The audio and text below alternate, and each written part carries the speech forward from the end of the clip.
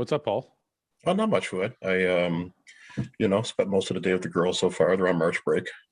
Long time no Um, see. How have you been? I've been okay. Yeah, I'm thinking about shaving my head this weekend.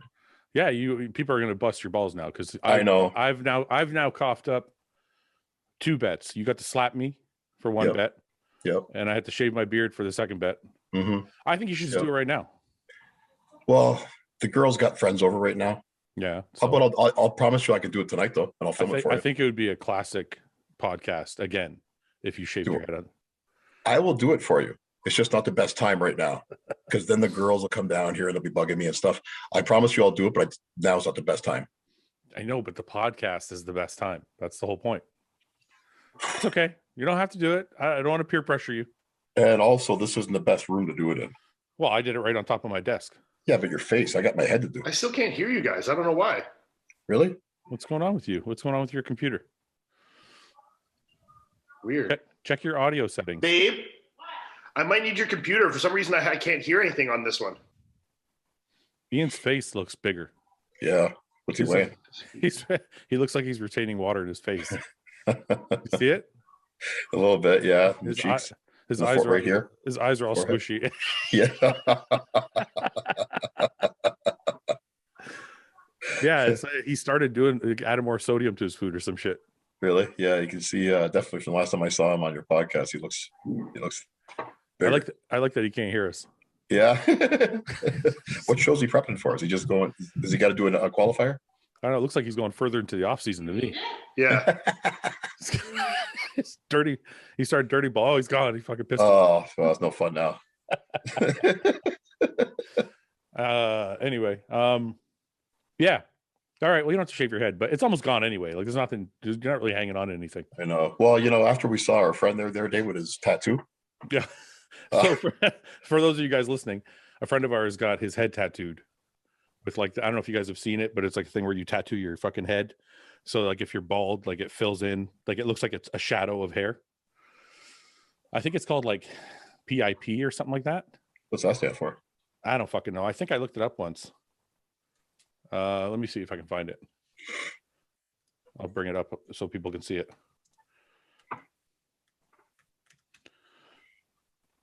No, I think I'm wrong. Let me see. Let me see if I can just find tattooing. It's probably just like scalp tattoo. Head hair. Yeah. Yeah. Okay, that's it. So I'll check this out. So this is what the guy did. Like this is all a tattoo. So like right here, this is a good example.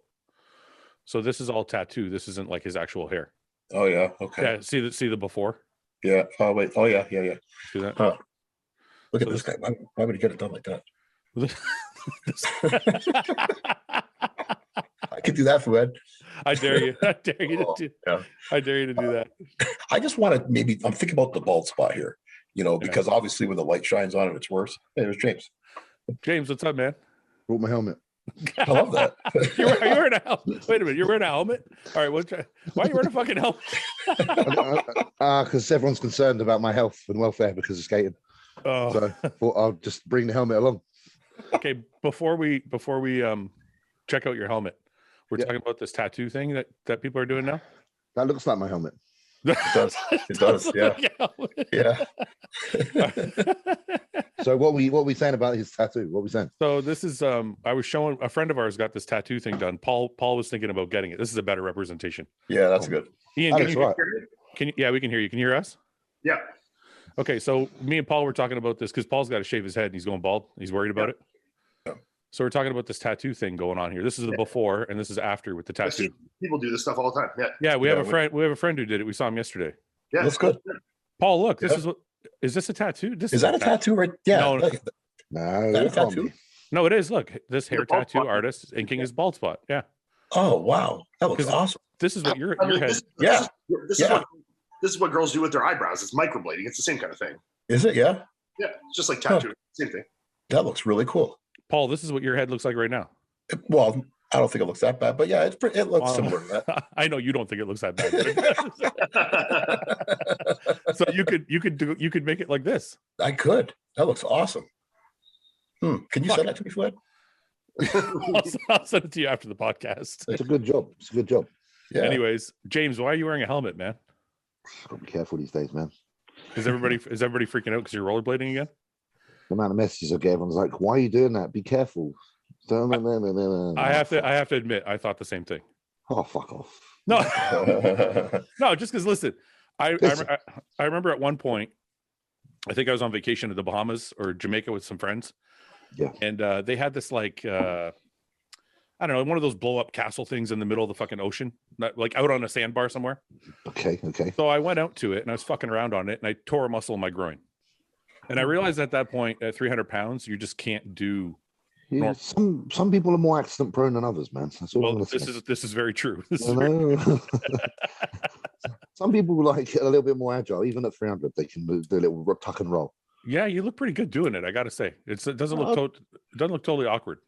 I have faith in my ability to stack safely. Put it that way. Yeah. You know, I like. You're not trying to do like fucking backflips and shit. Like you're I'm just trying to get a couple of cheeky little, cheeky little grinds in there. Maybe a 360 in a few days. That'll be fine for me. It's a little bit of freedom, just skating around, feeling the wind in my face. Yeah. Do you guys know who Big Boy is? Wait. Like the rapper? No. The guy from the guy from Strength Cartel. Oh yeah. And I see him go down a vert and fall on his skateboard. Oh, I just watched it the other day. He was on a half pipe with Tony Hawk. Yeah, someone sent me that as well. Dude, he fell like from the top. He went off. Put it up. I don't know if like will we get banned? But this is the thing. This is what people are doing. They're sending me shit like that, and like, it's like that doesn't fucking help. Like, yeah, you're showing me the worst scenario. Like, I mean, that was like when I was putting up fucking bench videos, like heavy incline videos. I was getting fucking Ryan Crowley's videos. Ryan Crowley videos sent to you. Like, man, I fucking know. Like, fuck off. Like, come on. I know. Hey, exactly. James, does Redcon give you a hard time about doing anything like that? No, Aaron's obviously just like, be careful. Yeah. That's a. But listen, you know, if I fuck myself up, it's my own problem. And yeah, I guess so. If I do, then don't pay me after that point. That's my own issue. If I cause my own issue, it's my fault, and I accept absolute responsibility. But at the same time, I want to live my life. You know, I want to enjoy myself. I'm going to cut all that out as your friend just to protect you. That you didn't admit that you want him to cut your pay. I'm just going to try. I'm just going to try. It's okay to cut my pay. He's really hoping I get injured now. Fuck. Anyway, look, you guys got to check this out. It's really bad. Like, he just goes. So, why is this guy doing? Was he a skateboarder? Like, why does he think he can go down? Yeah. Can I tell you, Ian? He can actually skateboard. Apparently, he's quite good. Okay. I got to tell you, this guy is the most athletic person I've ever seen at 300 plus pounds. This is a vert ramp as well. That's no joke. Here, let's go right to the end here. So they do a little bit of practicing. Let me show. It's so choppy. So they do a little bit of practicing beforehand. I don't know. This is like a smaller one. Yeah, he's doing like a little one here. See, Yeah. he's athletic. Oh, okay. Oh, that's small. Yeah. Like I couldn't fucking do that shit, right? No, you can't. Skateboards are hard, man. Yeah, I'm sure. So then they go. It's a little choppy like this. No, it might be just because the connection you got. I don't know. Is it choppy for you guys? Yeah, it is. Yeah. It's not. I can watch it though. It makes sense. It's in order. Yeah. Yeah. Okay, so here he is, just like stop motion. kind of casual. He's kind of practicing here. That's Tony Hawk with him. That's the guy. This guy's Tony Hawk over here in the okay. in the green. Legend. Yeah. Let me see if I don't want to show it before. So he's obviously just getting him used to the transition of the ramp. He's letting him learn the ramp a bit.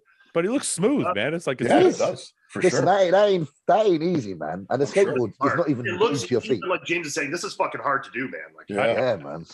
I've seen a lot of. I actually watched a few of his videos. Actually, really, really athletic, and he's super fucking strong, man. It's crazy. Him fucking eat shit now. I want to see it.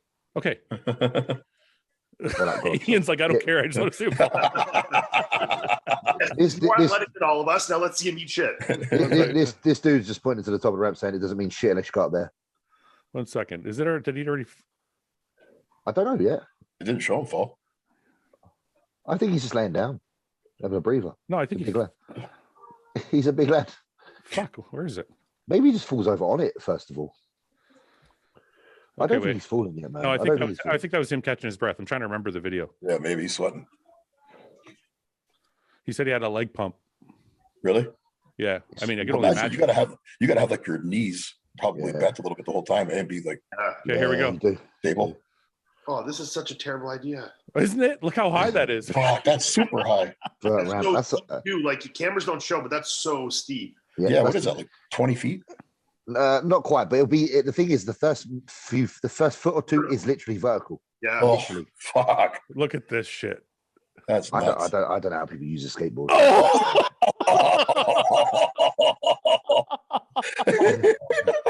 Isn't that fucking crazy? Oh man, why would you do that? That's Look a, how that's, hard- It's okay though. Look how hard he falls. Holy fuck. Oh, that's a carpet burn for sure. 15-foot fall. Boom. yeah. He landed well though. He didn't land like on his arm or shoulder or anything. You can tell he's experienced Yeah, he knows how to Man. fall. Eh? because he didn't put his arm out. Yeah, yeah. I'm so shocked. Like he got up and he wasn't hurt, and I'm like, what Yeah. the fuck? He goes again, didn't he? Did he go again? Did he try? No, again? he didn't. He didn't do it again. He's like, that's it. He said he would come back and try another time, but he was done for the day. Wow. That's a shame. Man, he's got But balls. then Tony Yes. Hawk went on for a bit. Where the fuck is that? I don't know. You guys gotta watch it. It's pretty cool. That's cool, man. Anyway, yeah, that was Big boy. where am I going here? What's going on with my Is it Big Boy? Was his name Big Boy? Just confirming. Yeah. I think it is, yeah. Yeah, Yeah. big boy. Are you guys still looking at the screen, or are you looking at me now? Looking No, at looking at you now. Looking at you. Okay, now. cool. Okay. What's going on? James, you're not worried about being hurt? Not at all. How often are you skating? How are you doing, like every day? Like my rest days. So like maybe like 2-3 days a week. I might have a little. I only go on them for like 20-30 minutes because the calf pump. It's great Crazy, for calves. eh? Like Yeah. honestly, like it didn't do that back in the day, but now it's like fuck, and your feet throb, and because my feet aren't used to being in this confined boot. Yeah. And like literally after 10 minutes, you got like these. It feels like your feet are being like this done to them. So this Yeah, so this is a secret to calves then. I think so because they looked really good today in the gym. They were like looking sharp, like proper diamond Ian. shaped. I was like, oh yeah. Ian, start skating. I'm making notes of my phone Amazing, right man. now. Paul, me and you are gonna get skates. Start But blow up I'm our not. calves. I'm not bullshitting. My calves feel like they're more toned. Really? Yeah, like more. cut. Funny, Melissa said she wanted to order us some rollerblades. Now I know why. I'm fucking embarrassed about my calves, and she wants some rollerblades. It's a subtle way of her telling you. Yeah. Me and Paul are gonna get mountain bikes. Yeah, I got one, Fouad. I'm waiting for you to get yours. You got one already? All right, Yeah. gotta go. I'm gonna look Bikes like are it. cool, man. I'm Bikes gonna are so. Sorry, guys. No, go ahead. I went on a bike the other day, and it's annoying how easy it is to pick up a bike and go again versus a skate. Like a Yeah. bike is, you don't forget that. You know, like they say, it's like riding a bike. That's so true. You never forget. Never. For sure. Yeah. It's so easy. I used to be able to rollerblade. I thought about getting rollerblades, but I'm like, I was thinking about the feet cramp and the ankles, and I'm like, I don't know if I want to go through that again. I can't rollerblade. Like, I tried. took I can't. hockey skates a couple years ago, like after not skating for like I was never a hockey player, but I know how to skate okay. Yeah. All my fucking feet, man, within 5 minutes were just fucked, you know. Really? It's Yeah. feet, man. Is that something you'd get used to again if you're doing it regularly? I'm sure I don't know. Yeah. I hope so. I fucking Yeah, hope so. at least, yeah. It's funny. Me and James were talking about this earlier this week, and I don't think people understand why you're skating. Do you want to explain, James, a little bit? What did I say? I can't fucking remember. I know we had a nice little chat. We had a good chat, and I can't fucking remember what I said. Shit. No, But- we were saying relive that the moment. we were saying that bodybuilding becomes a job after a little time, a little while, Yes. That's and what you I need said. something to escape. Yeah. Which is Yeah, weird. It's weird to say it that way because you still love bodybuilding, but you want to escape it. Yeah, it's like it's at the end of the day when it's your sole income, it's your job. Sometimes you just need something to kind of counter that, and that's why what like skating is for me. It's a little bit of it's a hobby. I need a hobby at the same time as a bodybuilding. Bodybuilding isn't my hobby. Not really. You have a couple things, James. You do the gaming thing and the skating thing. Yeah. Now. Yeah, I try to. You know what? I try to live a life that's fulfilled. You know, like I have angles and different things to do, so that Trying to diversify. Yeah. yeah. Balance. Diversify, Trying to but not- balance. Yeah. well, Yeah. it's diversifying, but not to the point of watering down what you are and what you're about. Like I am a bodybuilder, and as long as things don't hinder that progress, then I'm happy to invest in them.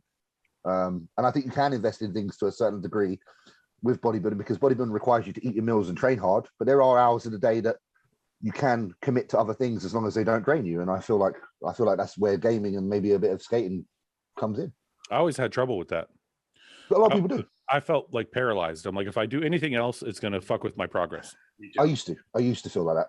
It's changed in last year working with Patrick, because even though I didn't do the skating and the gaming, I still was a little bit more relaxed than I normally am, and my results were better. So that was like a preempt that preempted my mindset to now. Like I didn't have to be so.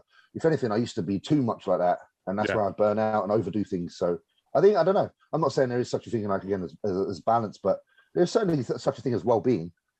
Yeah, take your mind off it for an hour or something. You know what I mean? Yeah, exactly. And also, it just helps with having conversations with people. Imagine like all you can talk about, like with my friends is bodybuilding. I don't want them just to have that from me. I want them to have some other aspects as well. That's my whole fucking life, man. What do you think I do for? So I do for a living now. I just talk bodybuilding for like 8 hours a week. It's true, but then what you've done is you allow other people into your circle, like this show, that then opens you to other aspects. Yeah, and then so you are kind of, although you're not having to take the steps yourself, you're allowing it into your world and you're understanding and learning things as well, which is great. Like having people on the show that do different things. That's all information and knowledge sharing. I guess it makes sense. You know what? These shows like the Bodybuilding Bollocks show and the Bro Chat shows are they're not even about bodybuilding to me. They're more just to fuck around and have fun. I agree. They're about being a fucking human. Yeah. So I guess this is my couple hours off twice a week kind of thing. We all have that in common. Bodybuilding is a common factor, but it isn't what necessarily leads the conversation. The conversations are just a reflection of the real life. It's like there's a little bit of bodybuilding because bodybuilding is part of our life, and there's a bunch of other shit incorporated in there as well. It's just absolutely a reflection of what four guys that like bodybuilding but also like other things sit and chat about. Well, Paul doesn't like bodybuilding. Paul likes judging. I was a trailblazer well before you guys came. I think also as humans, we're still evolving as what we are as people. So maybe this show is the part that allows us to become our next self. Iain, do you have anything that you do that gets you away from it other than hang out with Melissa? No. It's like your wife time is like your away time. Yeah, I mean, I'm not very good at like James is getting better at kind of expediting his time to different things. I'm not great at that. I mean, I used to I hunt in the fall season, which has been hard. Obviously, when the Olympia was in December last year and it's October this year, so it makes it tough. Yeah. And I do like to shoot recreationally, which I haven't done much recently. But other than that, I mean, I fucking sleep a lot. But it kind of goes back. What? Sorry, I didn't mean to interrupt. It goes back to our conversation about you enjoy your fucking time even though it's one track. Yeah. So it's like absolutely. If you do enjoy it like that, then does it fucking matter? Yeah. Well, and and when there's times that I want to do other things where I'm like, hey, I'd like to go do this or do this, things that I don't think would be impeding my bodybuilding, I don't hesitate to go do them. Yeah. If it's damn I want to play some video games or I want to, we go to the fucking dog park or fucking, run around, whatever, go boating at Melissa's parents' cottage on the weekend. I still do that kind of shit. James, do you think money plays a factor in the way you feel? Yeah, because ultimately you have to be in a position where financially you feel sound enough to be able to do so. Mm-hmm. Because I'm fortunate enough that I earn enough money to allow me to have the time. Well, because ultimately 2 years ago I couldn't have been doing these things and bodybuilding because I didn't have the financial backing to do it. I couldn't do my hobbies as well as bodybuilding. I had only time and finance to bodybuild. I guess that's what I'm saying. Sorry. I think I meant it a little bit different way. I meant it so you're chasing a goal, right? Yeah. And the goal is to obviously place at a certain place, but your goal is also to make this thing a career where you're earning money, because then that makes you feel whole. Yes. Like if you're earning money doing this thing, then you feel like, okay, I made it because now I'm successfully bodybuilding as my job. I'm good enough. Yeah. I'm good enough that I'm making money. Yeah. So yeah. But what I'm trying to say is when you reach that level, do you now feel like you can take your foot off the gas a little bit because you've achieved that success? Not as much because I have the money to do other things. I just mean maybe you can relax a little bit. I don't think I can relax a little bit because I think you have to, for every inch, every ounce of progress, it's going to take even more than it did before. And that never changes. It's just funny that, again, from a financial perspective, you can afford better food, you can afford better therapies like physio and all that crap. You can put yourself in a position that allows you to feel more comfortable and more relaxed, even though you're working just as hard. Maybe you can get your food prepped for you. That way the food is cooked. Yeah, my food. You can afford it now, so absolutely. You can go do it. So my food all comes every week on a Tuesday. All my meats are done and whatnot. That saves me a lot of time and effort. But just because it saves me time, it doesn't mean I'm not working as hard. It just means there's an aspect that I don't have to focus on solely as much. But then I can exchange now that time into a little bit of hobby time, but I'm not losing anything. Mhm. In my mind, you know, some people might look at it like differently. I'm sure if you ask Dorian or someone, they would probably have a different opinion. But for me, I just think there's a healthy state of mind that you have to be in order to progress as well, and that has to be a happy one. I feel like anything that makes you feel negative, how can that reap the best, you know, results? Yeah, I think I think Iain touched on this before in our podcast, is if you're in a happy state, you're going to do better than if you're fucking miserable every day. Absolutely.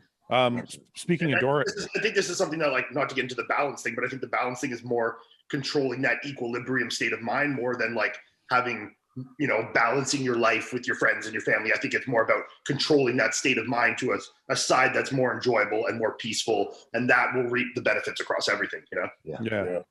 Yeah. Is it weird? Is it weird if you're, sorry, Paul, go ahead. I was gonna say that's something I got to work on sometimes, you know, like through whatever, like reading books, you know, certain things that I connect with, and something I got to remind myself every once in a while to make sure that I'm on that, you know, even keel. But you have a lot of shit going on, Paul. Like, you have 2 kids and you have a job outside. But that's the point. But that's the point. Yeah. When you A lot of shit going on. You get detracted from, hey, I want to do stuff for myself and stuff. Oh, I see what you're saying. Put that time back into the things that, you know, you can connect with, right? You know, I am Fouad. I'll beat myself up sometimes over stuff, you know. So I feel like I'm not spending enough time with the family or something like that, you know, and I start to beat myself up. Yeah. I see. Speaking of Dorian. This is the podcast. Yeah. I need to watch that one. I don't think I've ever expressed this on the podcast. I've given Dorian shit before for not being nicer to this era of bodybuilding. Yeah. Not to his face, obviously. but I've expressed that he should be nicer to modern day bodybuilders. But nobody, I think, knows this, but Dorian was like kind of my idol when I started. And it's almost one of those things where it's weird. I think usually people try and mimic what their idols do, but I think Dorian was more my idol because I couldn't be the way he was. Yeah. Like I was never going to be that guy that was like, I'm going to go home at 11 o'clock. I'm going to eat every single meal the way it's supposed to. I was never that guy. I always kind of chasing the white rabbit kind of thing. Yeah. It's just, he's the guy I wanted to be, but I knew I was never that. That wasn't my character. Like I was going to enjoy myself a little bit more than he did. Yeah. So anyway, when I started, he was like the guy that was always seen as like the bodybuilder's bodybuilder. Yeah. So it was a big deal to get him on. And I was nervous as fuck. I don't think I was that nervous. And this probably sounds really stupid to everybody because it's just a podcast, right? But he's a very intimidating presence as a bodybuilder. He does. Yeah. He does. There's a certain aura to him, you know? Yeah, I didn't think I was nervous. Like I had told Paul the day before and a couple of days before that, I'm like, I'm getting a little anxious. The morning of, I didn't eat a meal. Yeah. We did a podcast. Our podcast is at like 12 o'clock. I think I ate my first meal at like 3 o'clock. I was so fucking nervous all morning. You couldn't eat. I think I'm gonna throw up. It's like I'm not gonna eat shit. I'm just gonna don't put anything in there. Just in case. So we did it, but it was smooth, man. He's easy to talk to. He carries the conversation well, and then that's a fucking legend. The reason I brought it up is obviously I'm proud of the whole thing, but the reason I brought it up is because I stuck up for you guys and mentioned both of you and let them know that you guys were the shit. Couple of grainy Caucasians coming now. Well, he said something. Listen, I couldn't hold back. He said something about, and to be fair to Dorian, I think he was talking about the bodybuilding scene in general. Like, obviously, the whole thing is not as hardcore as it used to be, which is true. I agree with him. I agree. But I couldn't take my opportunity to stick up for my boys, so I'm gonna play a little bit of this for you guys. Oh, this is interesting. Let me blow this up a bit. Here, let me turn my mic. I'm interested to see the fuck. It's interesting watching because your hair is growing back so much day to day. You look different every single day. Like you have a little less hair here than today, and tomorrow in the next podcast you'll have a little more than this time. And it's like you're aging every day. You're an idiot. You're expediting your aging with hair growth. Okay, can you listen to this for a second? It's not a big deal, but I just want to let you guys hear it. That's the guy that inspired us. We came to England quite a lot doing appearances and seminars, and very inspirational guy, very energetic, like passionate. And that's something that's kind of missing from the sport these days. You don't get that. Guys really debating training methods and having that passion for like really going to a limit in the gym. Yeah, I mean, it may be there, but I'm just not aware of it. It's not so obvious. Yeah, do you follow the sport closely or not really so much? Not really so much, but I'm on Instagram and I follow some stuff on there, and I see there's some guys on there doing some impressive lifting. Sometimes I come across it. So there are people out there, but just the general culture has changed. All around the sport has changed.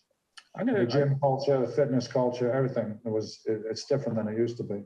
I don't know if you'll take the time to watch, but I think I'm going to send you some links of what some of the guys are doing nowadays. It's some pretty impressive stuff. I mean, James Hollingshead is actually from the UK. I don't know if you're familiar with him.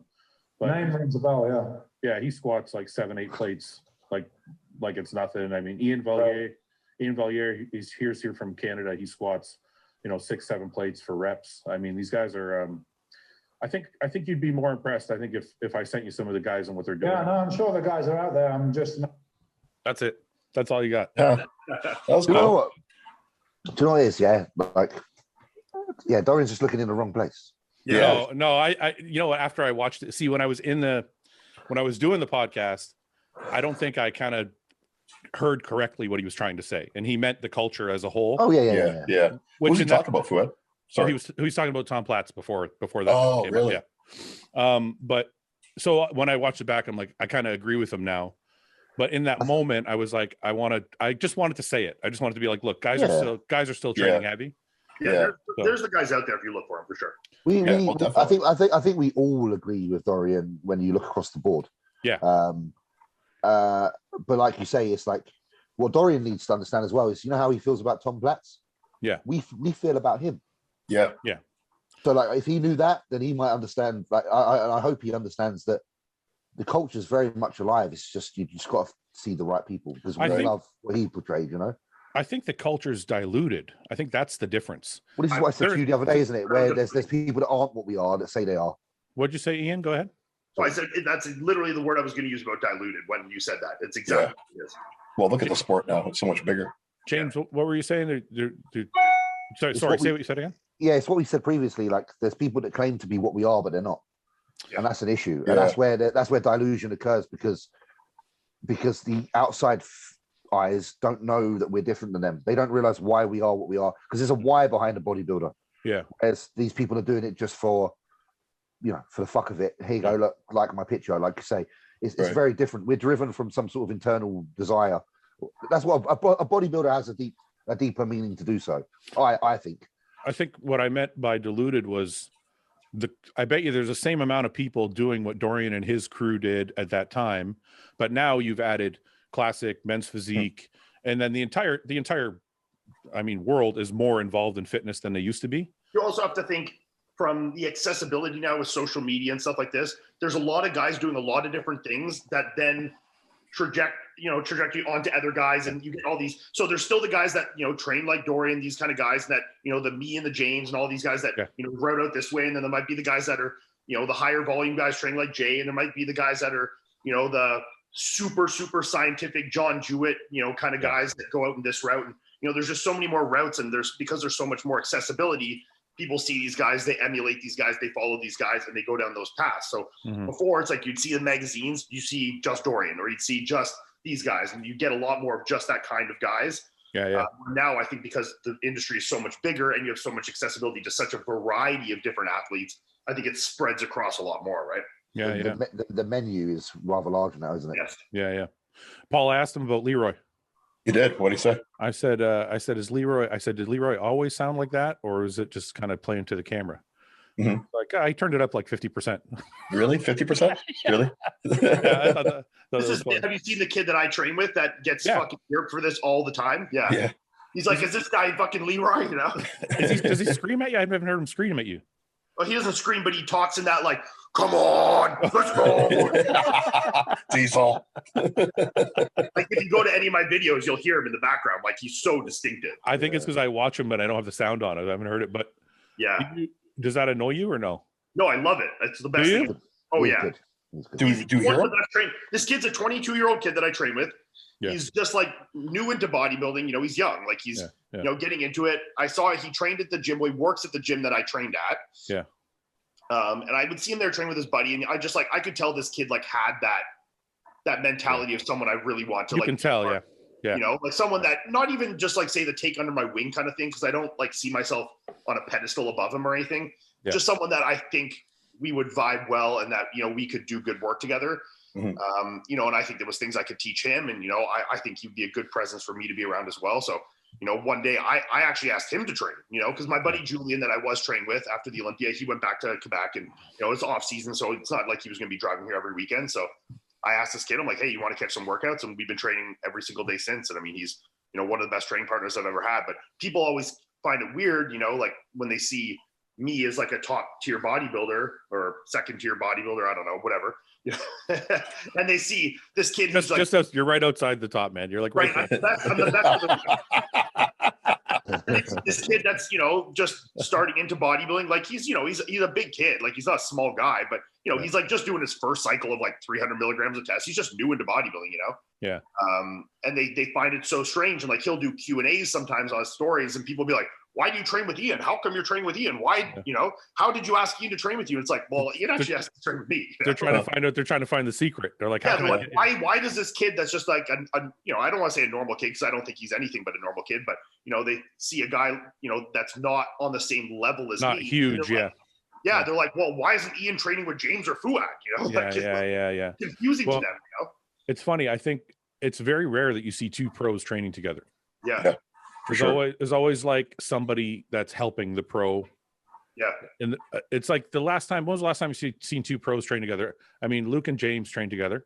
Branch and Johnny. Yeah, but and even that was like, you know, that took a while to come about. And yeah, like it's not, I feel like it's not organic for that to happen. No, it's not. Branch and Johnny, the only other ones I can think of.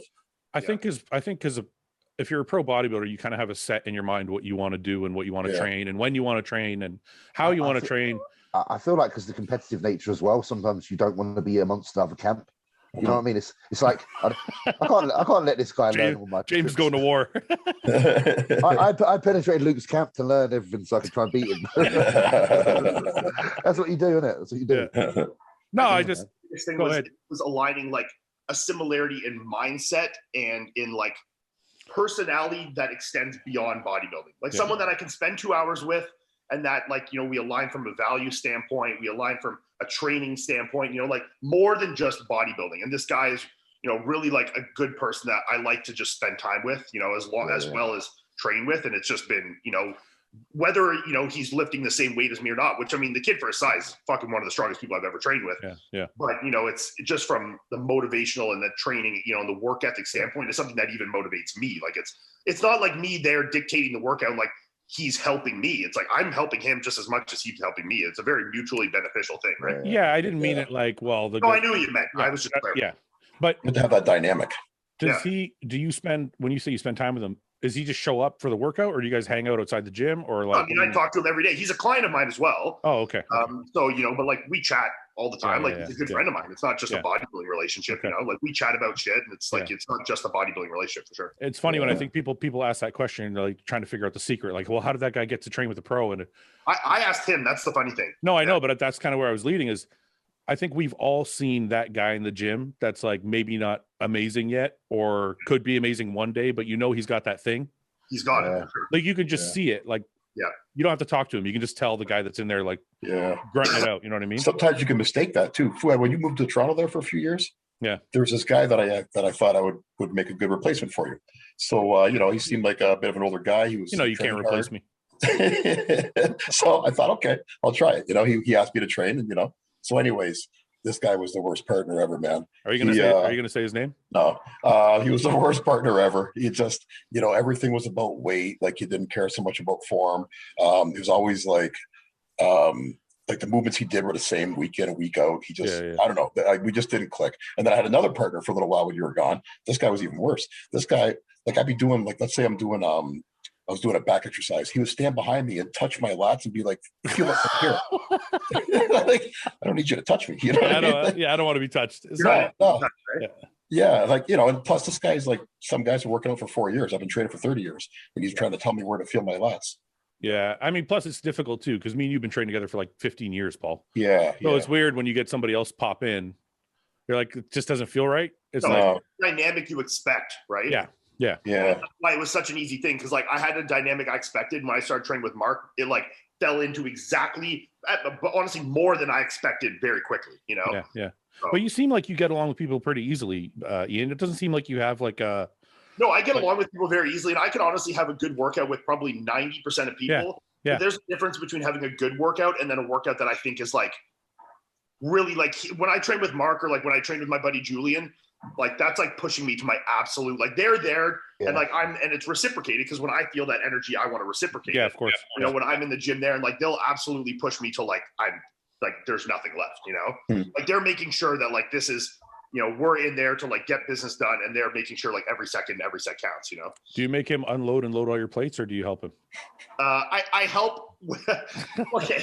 You're an asshole. You make him unload. Wait. He's gonna watch this and say I unload all the plates, but because he's usually lifting the lighter weights, he usually lifts first, and then I lift second. Yeah. And then so I'm always doing the last set. So after I'm done, I'm always the one that's exhausted. Like I'm taking the break before we go to the next exercise. So when I'm sitting there catching my breath, he'll generally just start ripping the plates off. Don't feel bad. Don't feel bad. I make Paul load and unload all the. So like, No, you don't. No, you don't. No, you don't. We've always shared those duties. I do the same with my trainer, but Louis, and he's got a herniated disc. Honestly, it's terrible, isn't it? I'll just say my excuse is Mark is 22 and young and fresh. He can handle it, you know? Yeah. But in the case where if he was to go first, or if I was to go first and he was to go second, he was catching his breath, I would take the plates for sure, you know? Yeah. It's not like there's an expectation that he's like the plate loader. It's just whoever's in order and whoever's ever, you know, fresher to put the weights away, you know? Yeah. I'm surprised you guys do it in that order, Iain, because you lift a heavier weight. So what me and Fouad do is he lifts everything that I do. He lifts, does his heavy set, and then I do my set. I try to take a little bit of weight off.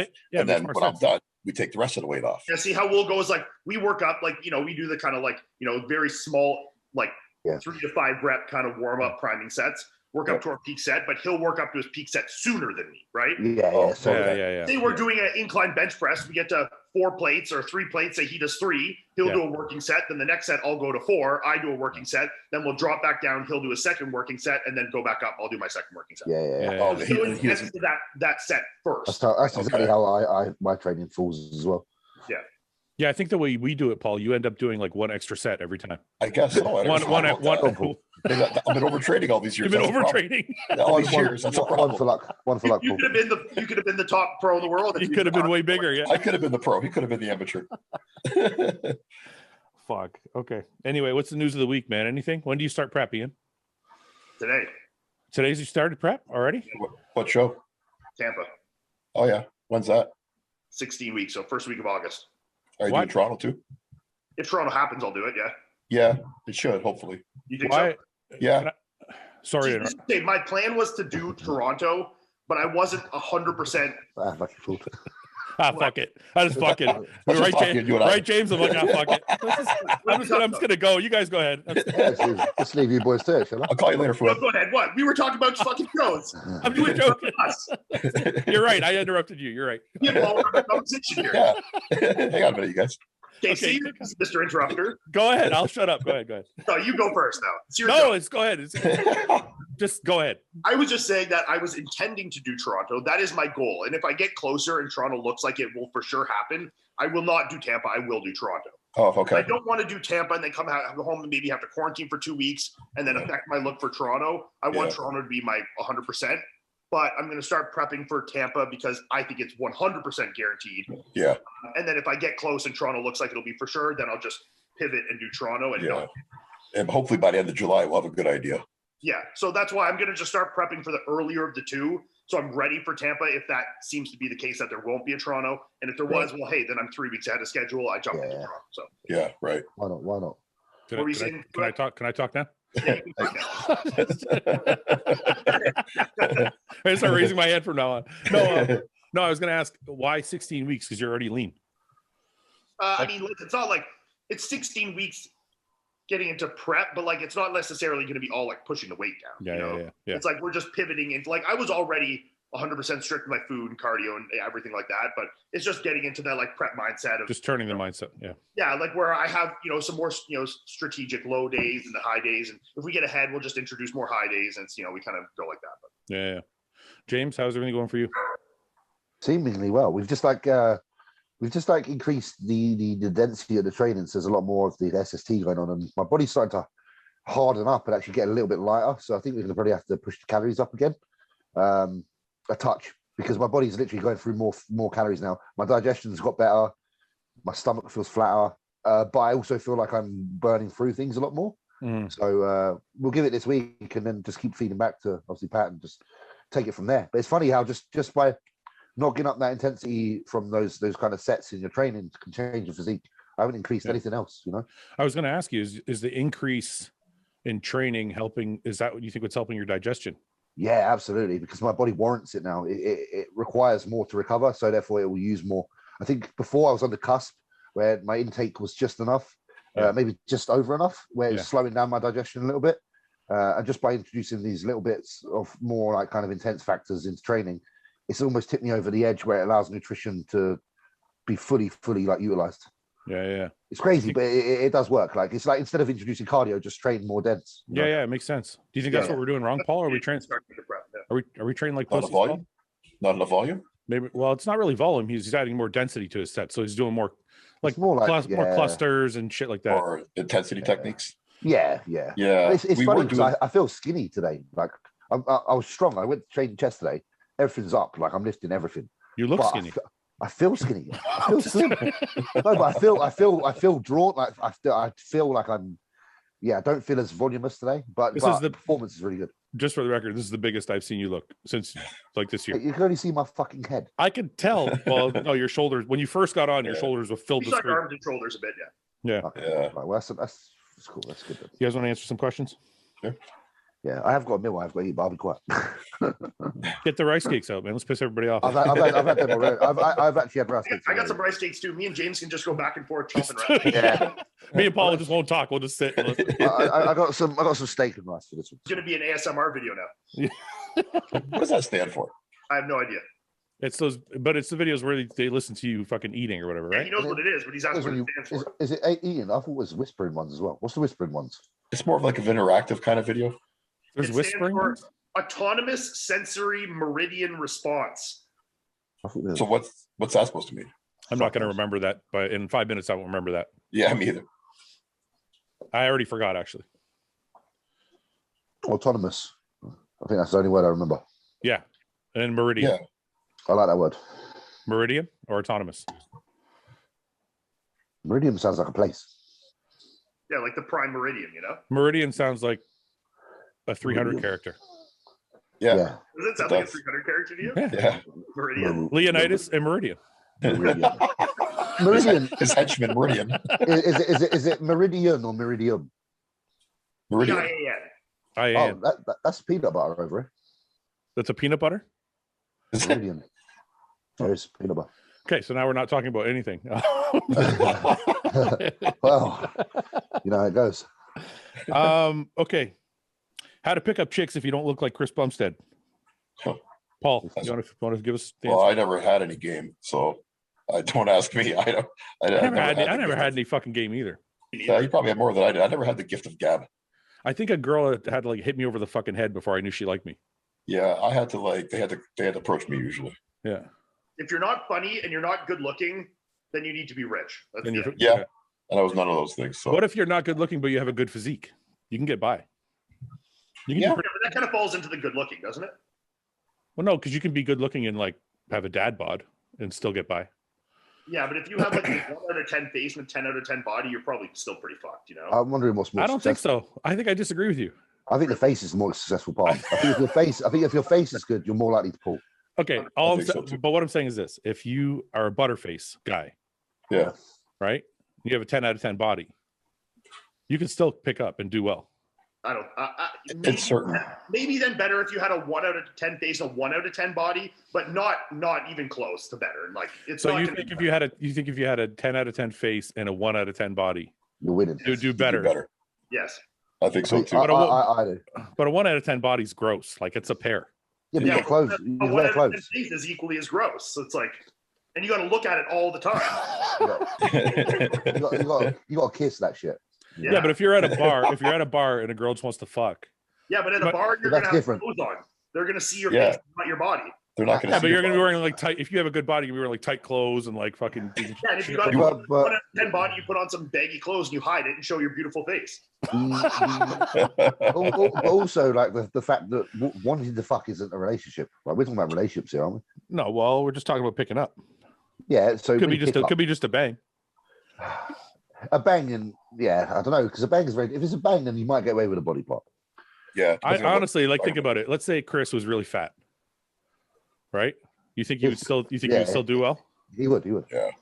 He would still do better than if you had He's his small. body with a terrible face.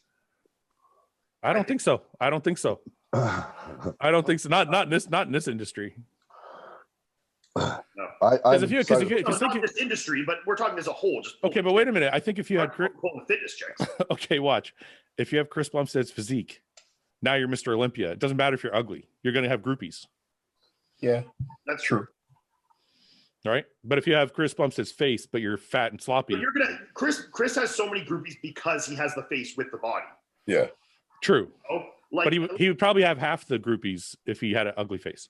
Like, yeah, there's not. I guarantee you, if you were a Mr. Olympia with a really, really bad face, you wouldn't have many groupies. You know. No, but if you were fat with a Mr. Olympia face, you wouldn't have anything. You would just be at home on your couch. Yeah, but you still have a beautiful face. But nobody would see it because you wouldn't be able to show it to anybody. Yeah, but you'd still go to the bar and pull chicks. No, you wouldn't. You could just do the hostile podcast and just show your top half. Just zoom in. Yeah, exactly. We're all beautiful here.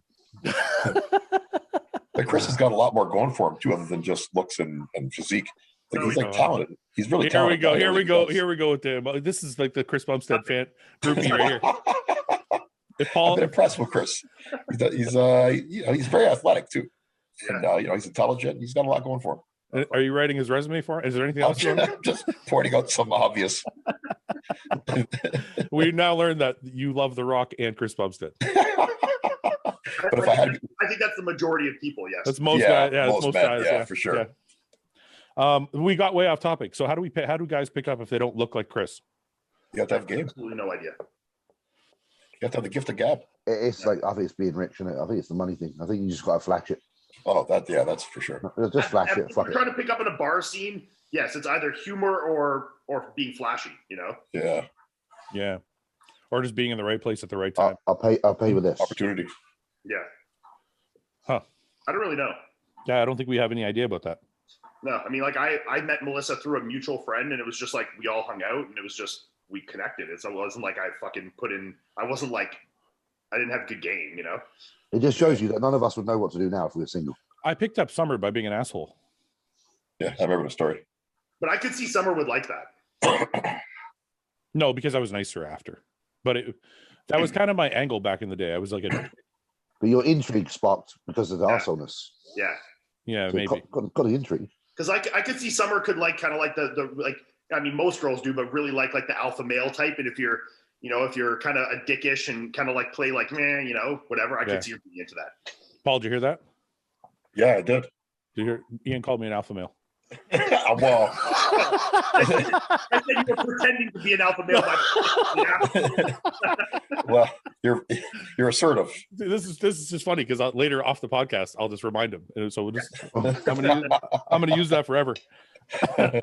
All right, my girlfriend is breaking up with me because I put Anavar in her cup of tea. What should I do? She's breaking up with him over it. What should I do? I just want her to be like my gym bro. This has got to be a joke. It's got to be. One, you're slipping drugs into your girlfriend. Yeah, that's illegal. Should have used an apple on. Did you slipped into her tea? Did you just do it one time, or is this like you were doing it in her tea every day for 6 months? Yeah, she's growing a beard now. Yeah. Should have used something a little stronger, I think. Maybe he was just trying to make her horny. But wait, and he wants her to be his gym bro. So what? Do you want a girlfriend or do you want a boyfriend? Like, what are you looking for here? Maybe he wants a girl that goes to the gym with him. Wrong yeah, with but that. then she can go to the gym and not be taking secret Anavar. Maybe he wants her to be hardcore.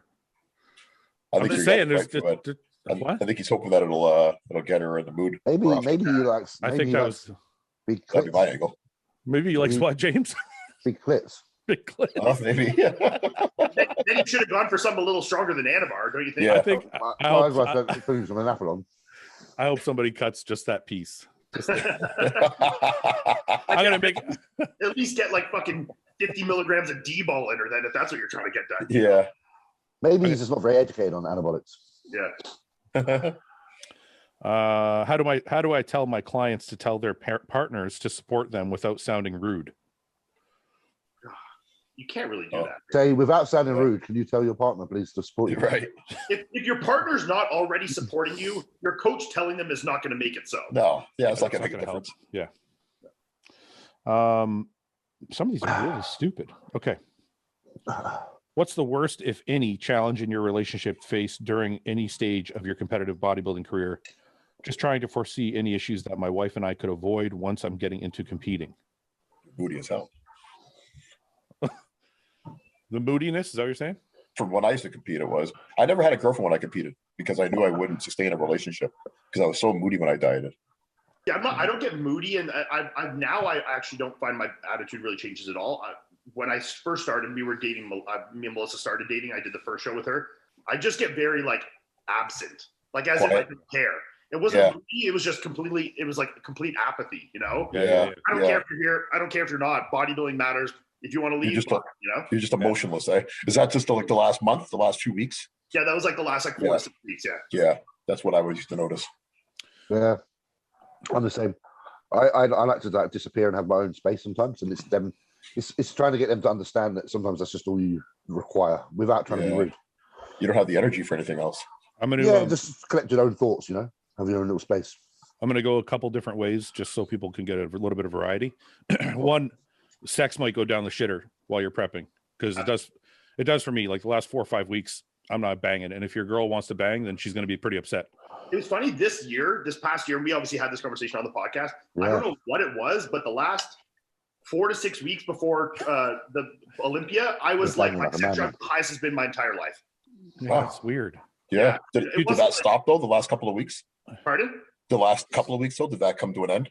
No, like right up to the day of the show, I want to fuck like nonstop. Yeah. Wow. You would think with a show that big, your biggest show of your life, you'd think that it would be even worse too.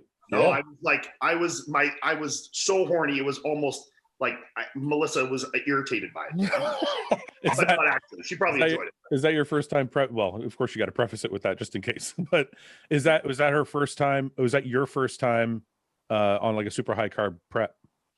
No, I know Patrick does more carbs, so maybe that was why. Yeah, I mean that prep, because obviously I was already in shape from New York. Yeah. So I was carrying like a 12-week prep where I was already in show shape. I could obviously eat more food. Yeah. So obviously I was able to sustain a better mood and better sex drive. Yeah. But yeah, I mean, I don't know what it was. Maybe that was what it was, but it was at the highest has been by far for sure. Well, but for the more often than not, most guys get turned off around that time. And if your girl is not secure, she might think there's something wrong with her, and then it might cause problems. And you got to explain to her, like, look, I'm prepping. I don't have fucking any energy to fuck, or you're just not in the mood or whatever. So it's something that can arise. The other one I was going to say is traveling. Traveling was one that me and my wife had to overcome because I traveled so much when I was with SciTech. I was always going overseas and going to Europe for things. And I'd be gone for with you. No, because SciTech would fly me out and they only paid for one ticket, and it just wasn't worth it to pay for her for us to spend for $2,000 for another ticket. You know what I mean? So, because I was at the booth all day long, like, what are we going to do? Yeah. So, but I'd be gone for like 5 days because 2 of the days were travel and 3 of the days there were at the booth.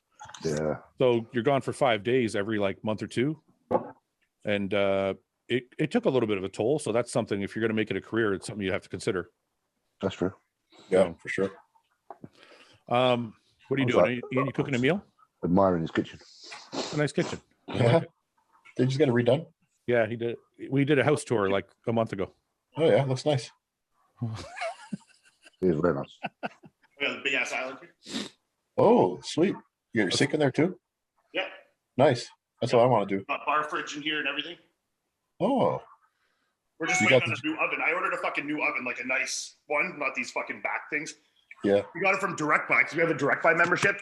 We ordered it in like fucking January, and it was supposed to be here first week of April. So like this week, Melissa emailed them yesterday and was like, "Hey, what's the deal?" And they're like, "Oh, it's out of stock." We're like, "Oh, well, Jesus, we ordered this 4 fucking months ago." Right? Yeah. So they're like, "It'll be back in stock in May." So like, okay, if it's back in stock in May, then we still have to wait like 6 weeks for it to ship here. Like, probably. Yeah. It was such a good deal that I was willing to wait a little bit, but at this point, I'd rather just fucking spend more money and get it now. Yeah, dude, COVID has fucked everything up, man. I tried to order stuff for my truck, and it was like 3 months later, and it still was back ordered. Yeah. So I'm like, just give me my money back. Fuck it, I'll wait, and I'll just buy it at a different time. Like, I mean, the stove, it was such a good deal because through Direct Buy, it was like $900, and at every other place, it was like a $2,000 Samsung stove. So I was like, hey, it's worth it if I need to wait a little bit, and we already had one from our old kitchen. So I was like, it's not like I don't have one. Mm-hmm. But yeah, at this point, I'd rather just spend the extra fucking $1,000 and just get one today, like just because you want to spend $60,000 in your kitchen, you want it to be like done and complete and look nice. Right. I was just going to say that. I was just going to say that it's something you just want to see it finished. Yeah. Right. Yeah. Sorry, go ahead, Paul. What'd you say? No, is that the last thing I was going to say? Is that after the stove, then it's all complete? Yeah, like everything's done. Like we need to. They fucked up above here. Like there was supposed to be a cabinet here above the fridge. Okay. Just like a fucking 10-inch gap there. So we need to get a cabinet or something made to fill that. Oh yeah, right. But yeah, other than that, I mean, it's like the cabinets are all in. Like the bar fridge and stuff's in. Like all the counters, backsplash is all done. Yeah, it's nice. We opened it up like because this was 2 separate rooms here. Like see this wall here. That was a full wall to the ceiling. Yeah. And then we really divided this, so we opened it all up to the living room and everything. I like open. Cool. I like that more open plan. That's like Jannika's parents' house in Norway is kind of similar. Very, very nice. Yeah. Do you guys live right in Ottawa? We live in Cart, so like West End Ottawa. Like it's like a rural suburb. Housing there is crazy right now too, isn't it? Yeah. Christ, here we go. What? I just fucking Paul is. What's the weather like there right now? Yeah. I knew that was This is like a quiet, like older neighborhood we live in. It's nice for us. This is and like it's bigger lots. Like we have a big backyard and shit. Like this is Paul's MO. Okay, anytime he meets somebody, like what's his name? James. Dan from Muscle and Strength. Yeah. Paul became Iain. You know him too, right? Yeah, Dan Drescher. Yeah, that's right. You shot with him. Yeah, I know Dan well. Yeah, Paul became his best friend in like 10 minutes. I love Dan. Because he got a big yard too. So. He messaged me last week. So listen, Dan gets in the car, he's filming me, and he's like, all of a sudden, Paul out of nowhere. So where are you from, Dan? Oh, you're from Atlanta? What's Atlanta like? What's the housing market like there? What's the weather like in Atlanta? I'm like, holy fuck, man. I'm like, Jesus Christ. Paul wants to be able to roll up in any town. And be looked up like and be able to have a friend there, Yeah. Like, don't worry, guys. I know someone here. I know. I got a friend in Atlanta. I'll call up my buddy Dan. He'll show us around. Anyway, once he starts rolling, you can't stop him. He just got like he's got the small talk, like he's got a script, and it's the same script for everybody. It's the same question. It's the same fucking questions for everyone. And it just I like to learn about people and where they're from. Yeah, I know. It's funny. It's so similar to. It's just I don't know. Anyway, okay. To any of you that are married, how did you realize that your wives are the ones you wanted to sell? We've done this before. Let's go back to bodybuilding. Okay. I think James likes bodybuilding questions better. I'm easy, man. A cowboy rode into town on Friday, stayed 2 days, and left back on Friday. How did he do that? Is that a joke? It's a riddle. It's a riddle, yeah. But the fucked up part is I don't have the answer. So what's the point? So a cowboy rode into town on Friday. Yeah. Stayed 2 days and left back on Friday. How did he do that? Because his fucking horse is named Friday. That's why. I got that motherfucker. I bet a fucking answer was below, and your line just look impressive. You go. You're just mad because I got it, James. Look, wait, let me blow it up. It's this one right here. Prepared us like fools there. You can't see; it's just bright. Oh, look, he's done us. Oh, there you go. No, right there. Right there. There's no answer. You win this one. I won that one, James. I got that one fair and square, man. Yeah, definitely the horse's name is Friday. That would have taken me like 6 years to get that. Yeah. Okay, wait. I actually got to ask you guys this question because somebody, called me out on it. So I want to see what you guys think. Is there an age limit to become a pro bodybuilder? No, you mean like official? No. Wait a minute. I need more context to this. Let me rephrase it. Sorry.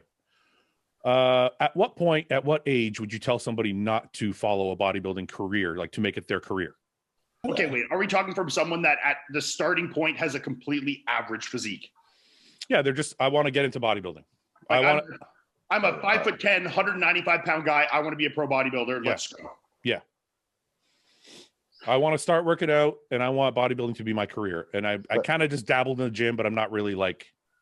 I mean, if you're over 30, you're pushing it pretty late to be starting in that career. Yeah. Because I would have said 30, 35 latest. Yeah. Latest. I'd say 25 to 28 is like right at the latest optimal point. Once you're getting over 30, you're pushing it too late, I think. What I said was, my answer was, if you have great genetics, it's going to take you 4 or 5 years to turn pro. Yes. Right. So you want to give yourself at least 5 years in the sport. So if you're going to have to, and you're probably going to have to retire at 40. So, I mean, and you could also you could be a Ron Partlow and fucking turn pro and at Masters at 40 years old and, whatever. But I mean, if you want to be a competitive pro, you need to start younger for sure. Yeah. There's a lot of different answers. Like if you just want to be a pro and make money coaching, you can do that till you're fucking 60. Absolutely. But if you want to be a pro and make money because you have a contract from a company and you're placing well and blah, blah, blah. Yeah. If you're not pro by 35, then how are you going to get it? How are you going to make money? Yeah. So, okay. So we're all in agreement. Cause somebody was I think so. Cause somebody called me out. He's like, no, man, look at Dexter, Ronnie, Sean Roden. I'm like, they all turn pro young. Turn pro young. Yeah. I'm like, but he's implying that they all competed into like their 40s and Dexter was 50. And I'm like, first of all, you picked out like the 1% of the 1% of the freaks of all time. all three are Mr. Olympia. That are known because of that reason. Yeah, exactly. So I'm like, first of all, you're probably not like them. Yeah. And that's like it's an anomaly. That doesn't happen. Yeah. So, what do you guys think is where you guys start when a physique starts to fall off generally? Around 40, 44, 45-ish? 42 to 44, yeah. I think fall off. What depends, like where things just aren't, looking like the same anymore, not reacting the same. I know it's different for each individual. I think typically from what I've seen, around 40, 42. Yeah. Somewhere between 40 and 45. People I still know still look good. But I mean, when I say atrophy of certain muscle groups and tears start to occur, micro tears, it's like when I first got into bodybuilding, I had a few friends that were older, and when they were doing masters is when I noticed it start to go. Yeah. I'm going through it. And Paul, man, you're 40. Yeah, no, I know. Like once you hit 40, things don't respond the same and you have to change your training. Yeah. Well, yeah, especially like, when you've been training hard for years, I mean, like your knees, like obviously you can't train your legs the same. I mean, your elbows have been a little sore. Like you can't be shoulders, heavy stuff the same and pressing and, skull crushers and shit. Like, I mean, you have to change your training to a potentially less optimal way, but a way to, still progress as much as you can. Right. Yeah. I don't think the average person really understands the difference between like the 1% difference between like somebody who's 40 and somebody who's 35. Yeah. Like it's a big difference. Because people see a picture of me and they're like, oh man, you should compete again. And I'm like, I don't think they really understand the difference between being able to train at your ultimate peak and then like even just being 1 or 2% below that is like a drastically different look. Bodybuilding, at that level, because it's a physical, because you're judged on your physical. It's at 1-2% is everything. Yeah. Huh. Do you think you will still be able to keep most of your size after 50 and stay healthy? Being 52 myself, I am in the best shape of my life and hoping I can keep my muscle mass as long as possible. I'll be happy to be 200 pounds when I'm 50. I think it depends what your muscle mass was when you were. I was gonna say mine are James and like yours muscle mass at this age at 50 plus. Fuck no. That'd be crazy. Yeah, I mean, if you weighed 280 pounds at one point, no, you're not going to be that at 50. But if you were 200 pounds, I wouldn't suggest it either way, even if you could. Yeah.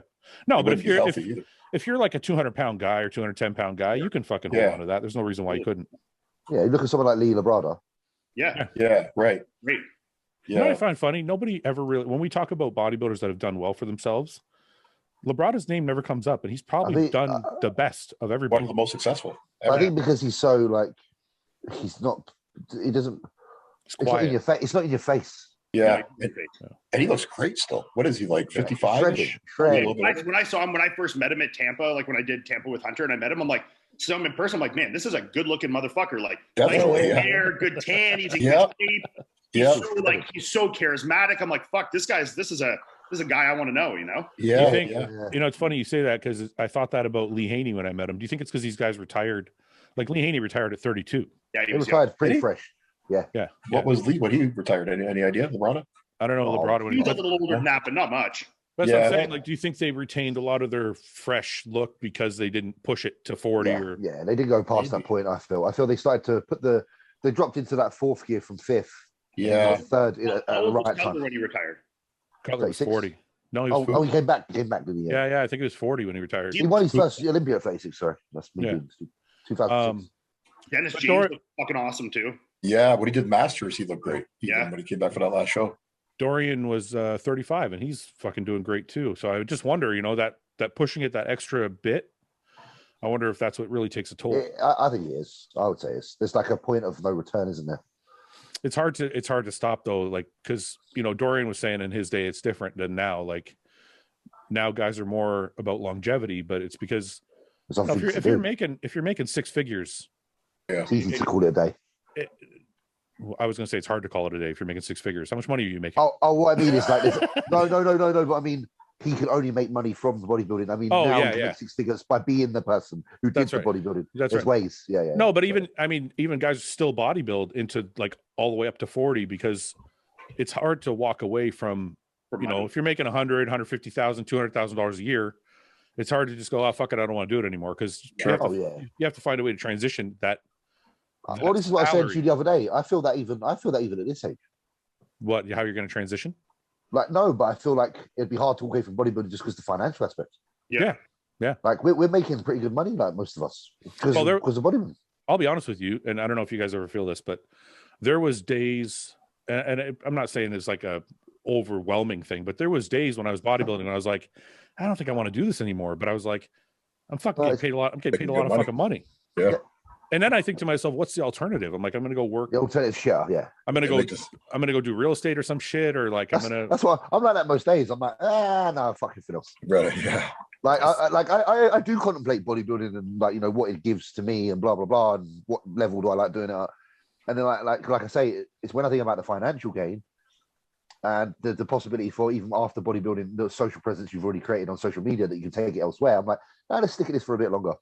Yeah. You know, it just makes sense. Yeah, it's I just need Chris to win a couple more Olympias so I can just ride his coattails into the sunset. Bang.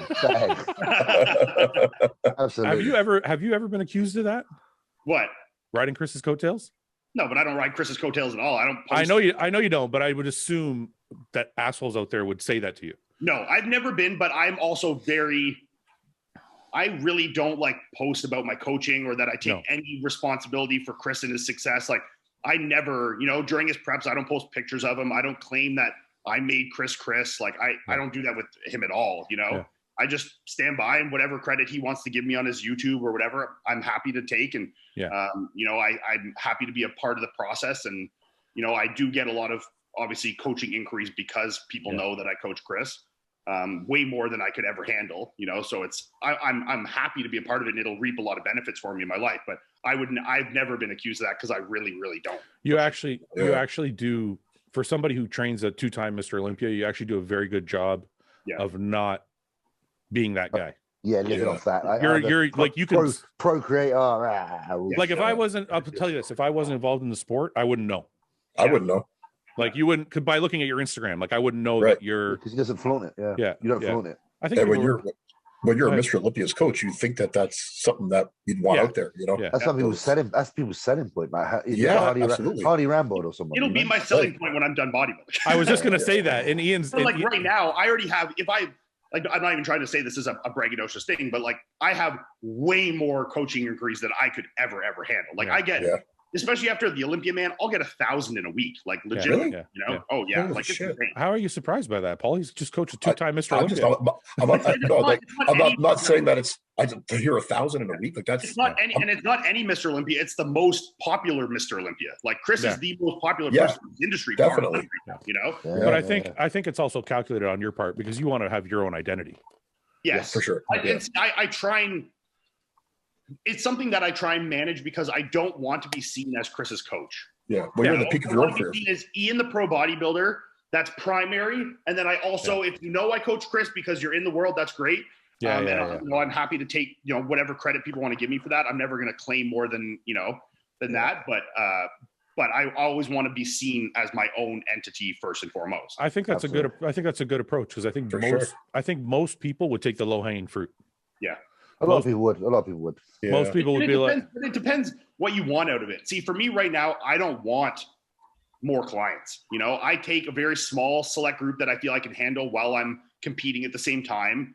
And, I don't want to be like pushing Chris's name, like, hey, I'm, Chris's coach, blah, blah, blah. Cause I'd be getting so many inquiries, but I'd be answering none of them. Like it would be, but you're looking at a different way than I'm saying it. I don't mean as far as coaching clients. I just mean as far as people wanting popularity. Most people, I think, if they were in your position, would be like, hey, Chris, let's shoot a video. Hey, Chris, let's do this. Hey, let's collab on some shit because they want to increase their own popularity. Mm-hmm. So I actually have more respect for you that you haven't done that because you're trying to be your own person, right? I'm not talking about getting clients. That would actually be okay with me if you were like, I coach Chris. That's actually, I have more respect for that than I would be if you were like. And I'm saying there's nothing wrong with that. I'm just saying right now it would reap me no benefit because I wouldn't even take the clients that would come. So when I'm done bodybuilding and I want to say, hey, I'm coach of 6-time Mr. Olympia, Chris Bumstead. Blah, blah, blah, whatever, then okay, I'll use that as a plug when I'm done and I want to transition to that. But for now, it would be pointless. But yeah, I mean, from a popularity standpoint, it's like, it's also different because Chris isn't just like a client. Like Chris is literally my family. Like I'm married to his sister. He's a big part of my life. Like I spend time with him and his family all the time, he's literally my brother. So it's different. Like I'm not going to try to like pimp myself out to my brothers, Of course. Have you coached Chris? Pardon? Sorry, have you coached Chris since his first show? Yes, since his very first show. Melissa too, right? Melissa, every show except for one. When I was working with Matt Jansen, I suggested to Melissa maybe she try working with Matt just for one show, just because she'd never tried anything else, and I thought it might be something fun for her to try. So she worked with him for one show just to try it, and then she's always worked with me since then again. So she was already pro at that point, though. Yeah. So she worked with me for all her amateur shows, which she won. Like she was undefeated as an amateur, and then turned pro. Then she did like 2 or 3 pro shows with me, then did one with Matt, and then did a couple more with me. So, well, all 3 of you guys were undefeated as amateurs, were you not? No, Chris, surprisingly, Chris was the only one that wasn't. What show did Chris not win? So he, as a junior, he was undefeated. So he won everything as a junior, but then he won when he was competing in the open stream. He did provincials that year, where Hassan Jamba won the heavyweight. I won the overall, 2014. Yeah, I judged that show, yeah. Yeah, so I won the super heavies in the overall. Hassan won the heavies. Chris was 2nd or 3rd in the heavyweights. It wasn't Chris a junior still? Yes, he competed in junior as well, but he was at that show, he did men's open as well. Yeah, and Regan was in that show too. When he went to nationals that year, he lost to Khalid Chikawi one year, and then the next year he lost to, I think, Johnny Shreve. And then he went to North Americas and won North Americas. Okay. Yeah. Paul, do you want me to set up a podcast with just you and Chris? I can do that. I'll have Iain call Chris, and I can do that. Okay. Well, that's what I meant. I'll tell Iain. Text me, say, hey, can you text Chris? Yeah, I'll send him a DM. It's okay, Fouad. Thanks. Anyways, no, I was going to ask. Is that what there's a lot of money in coaching? Is that what you want to do after bodybuilding? Have you thought that far ahead? Yeah, I mean, obviously, I think about that. I'm not sure. I mean, I enjoy coaching to an end, but I'm not 100% sure if that's something I would want to make my entire life. So, it's something that I know is always there for me if I want it, so I'm not worried I'll ever go hungry, if I want to be like, hey, I want to be a full-time coach, I know I could make very, very good money coaching. I know that the inquiries are left, right, and center for me. So I know that's there, and if I don't find something in the next 5 to 10 years that maybe interests me more and put my energy in it, okay, well then we can do that. But I'm always open to new enterprise. Right? It's nice. It's nice to know that you have that Like it's kind of like somebody going to university and getting a degree and then not using it right away. Yeah, Kind of like hey, you have that it's safety not a net. habit. It's in my back Yeah, pocket. yeah. James, what do you think about that yet? Yeah, that's my skating. Are you gonna make a career in X Games? Yeah. I'll be winning. And you know how many people would pay at the X Games to see a fucking 300-pound guy go up jump? Yeah. I do think about it sometimes. I'm always like thinking about what to invest in and have ideas. I've got friends that are very good with business, so I'm around quite a lot of people that are pretty savvy. So I'm always picking brains. I'm not there at the point yet where I've really decided what is other than this, but there's definitely options. And like I say, my main focus really at the minute is just building my popularity as a person and my reach, so that when it does come a time that I'm doing something else, the reach is there and I have avenues. I'm just utilizing. I suppose I'm just utilizing social media at the minute and just trying to create a profile. That's it. All the while trying to progress in this bodybuilding, but live out my days as a life I like living. I got it. So, top 10 men's open at the O versus top 10 212 division in a fight to the death. What division? I will absolutely crush the 212s. Come on. How many 212s do you think you can take out, James? Six. I'll take out 6 212s right now. Jose. 6. I'm taking out 6 212s. The reach. They're not going to be. Reach I would be confident we could just take William Bonac and Akeem and put him against the whole lineup, you know? Yeah. Why is William Bonac really tough? Like, I don't know. Is he really tough? Or I don't know. He just seems just like the dreads? He's got the teeth and the hair. I just feel like he's been scraps, you know? I forgot about the teeth. That's right. Oh, he's got a grill. Yeah. Well, I watched the video he did for his supplements once back in the day that I think Rebecca might have filmed, and he's talking about when he was a kid. I think he got shot. Yeah. He was like, really? That automatically boosts his toughness. That boosts his credentials as a gangster. Yeah. Guys like him and Rolly that are kind of from those like obscure countries that kind of have gangster backgrounds. You're like, this guy's been in some shit in his youth. They're raised differently.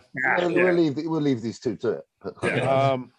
From all the guys on both podcasts, who would win in a 100-mile ultra marathon? Oh, ultra marathon. Marathon. Guy? No, his mouth would. Yeah, probably. Guy or Ben. I'm gonna say Ben. I'm gonna say Ben too. Ben grew up playing soccer, and he's just his dad. He told me his dad used Ben's got too heavy now. Ben's got too heavy. But he's lighter than all of us except for Guy. And he's tall. He's got a good stride. You know? That's why big guy. I thought he would wear out as fast as bigger guys. In reality, none of us could ever complete it without dying. But Nathan the Asher done a marathon. Yeah, he's done a full marathon, eh? He done it like 6 weeks out from winning his pro card as well. Yeah. Holy shit. Like the real London Marathon, 26 miles, whatever it is. He did it, and then 6 weeks later won the British overall, beat me. Are you fucking serious? That's crazy. That's the most impressive thing I've ever heard in my life. Yeah. 2014, he did that. Okay, let's change this. What if you could ride a bike? Who would win if we could ride a bike? The 100 miles. I'd say Ben then. I think Ben would say a bike Ben. rider. Yeah. I can imagine being a bike rider. But then again, Iain used to be a sprinter. Like, I feel like he's got the thighs for it. No, I'm going to go with Ben. I think if it was a shorter race, I think I could win. I think if it's anything longer, I don't think I could. Gassing out. We have to set this up. All right. It was like, those velodrome, like indoor cycling tracks. Yeah. I think it was like a 1 mile on that. I think I could take you guys to town. Anything longer? Fuck, we should set that up I got to start investing in these things. All right. I'll happily get on a bike and have a go. Yeah, that'd be fun. Once this lockdown's fucking over, then we can all start doing some more fun shit. This lockdown's bullshit, mate. It's pissing me off. You guys are open now in the UK now, though. Yeah, but I can't travel to the US. No, I know, but are you happier now at the gym, like with people being there? Yeah, it's nice actually. To be fair, it's like boosted my. It's weird, like the first day of training, like subconsciously I was lifting more, not trying to. I just was because of everyone being around. I'm competitive, man. I love the gym being full and everyone watching. You know, when I'm doing a big set, I'm like, let's have it, let's go, boys, and they're watching, and I'm like, yeah, you watch this. And so I love it. It's fucking great. Is it weird? I think people would say that's. It's weird. Would people say that's arrogant? But it's not. Like I feel that way too. It's not. It's more that I like to display everything that I've worked hard for. Yeah. So like when it comes to strength feats, they don't mean anything to me unless someone's watching. When there's an audience, I will fucking pull everything out of the bag. and I love that. But wait a minute, I don't think that's totally true. If you go and squat 8 plates for 10 reps or whatever you do, if there was nobody watching, you wouldn't be happy? Nah. Really? Really? No, I don't see the point. Like all this lockdown, my training's been slightly not less intense, but I haven't been pushing my boundaries like I can. Whereas now, literally the other day, like first day in the gym, I see people in there and I'm pushing them boundaries again. Like I'm gonna throw up the 100-kilo dumbbells next week. Trust me, and have a few reps. Like my head's in it. Have you ever seen the movie Troy? Yeah, great film. Love it. That's what that reminds me of. Because remember when he's going to kill the guy, the leader of the good side, Hector. Where Brad Pitt's going to kill Hector. Hector. He's like nobody's here to watch, so I'll kill you. Whatever. Yeah. It is that though. It is that. My training's always, but that's what. Anytime I've done the sport, it's been about that. Even since a kid, you know, it's always been for the appraisal of others. Like I suppose that's because of you have a low self-confidence maybe when you're younger, and the way that you go against that is by making other people think, "Wow," and that is what it is. That's what my shit is. I'm 100% on the same page as James. Yeah, man. Exactly. Ian loves a fucking deadlift. Come on. Yeah. Come on. Listen, I'm not disagreeing with you. I'll say if I ever lifted anything heavy, I'm happy when other people are watching. Yeah. But I still get a lot of joy in doing it when no one's there. Okay, fuck all. Like the day, remember me? Like obviously I don't lift what you guys lift, but the one day, Paul, we were doing 5 plates, which was a big deal for me, especially at 42. For sure. Nobody was there. The gym was locked down. Like they were letting us in, but the gym wasn't open. And I'm like, I don't know. But I did film it though, so maybe that's why. Yeah. Listen, as long as you caught it on camera, then you still kind of get the same effect. Yeah. But like there is something, and I think that's great because as sports personalities, that's what you do. You do it for that response. Like every great athlete loves when the fans cheer. Yeah. And that is what it is. We are bodybuilders, and we have fans, and we have people behind us who want to see us not only perform on stage but perform in the gym as well. Yeah, you probably get more motivated for it too with a bit of fucking absolutely, man. When I see the gym turn their head and they hear a grunt come out. I mean, like, I don't know. Did you see that first video I ever put up where I was pulling 7 plates for reps and like the whole gym stopped? Yeah. Exactly. Really? And I bet you felt great. Except for Chris. I saw Chris just like keep walking. Well, no. Walked around the camera and stood right in front of me. So I don't believe it. I think he just kept going. He's like, "Oh, fuck him." He's like, "Fuck this. I've seen him do this 100 times." Yeah. I think also because another thing about having other people around, sometimes you outdo yourself, which is nice. Yeah. That's always good. When you guys are finishing your food, do you use your thumb to help scoop everything onto your spoon, or do you move all the food to the edge and bring your bowl to your mouth and scoop it in to eat it? B. Mine's B. Mine's always B. Is it? Yeah, but I sometimes make a mistake if I've got a spoon. I use a fork and it still doesn't fucking work. So you've got it like that, and you're doing that, and the fork doesn't fit into the groove. So you hold the bowl like here, and even if I'm eating out. What are you, 6 years old? What the fuck? It's like drinking your milk out of a bowl. Yeah. I use my thumb.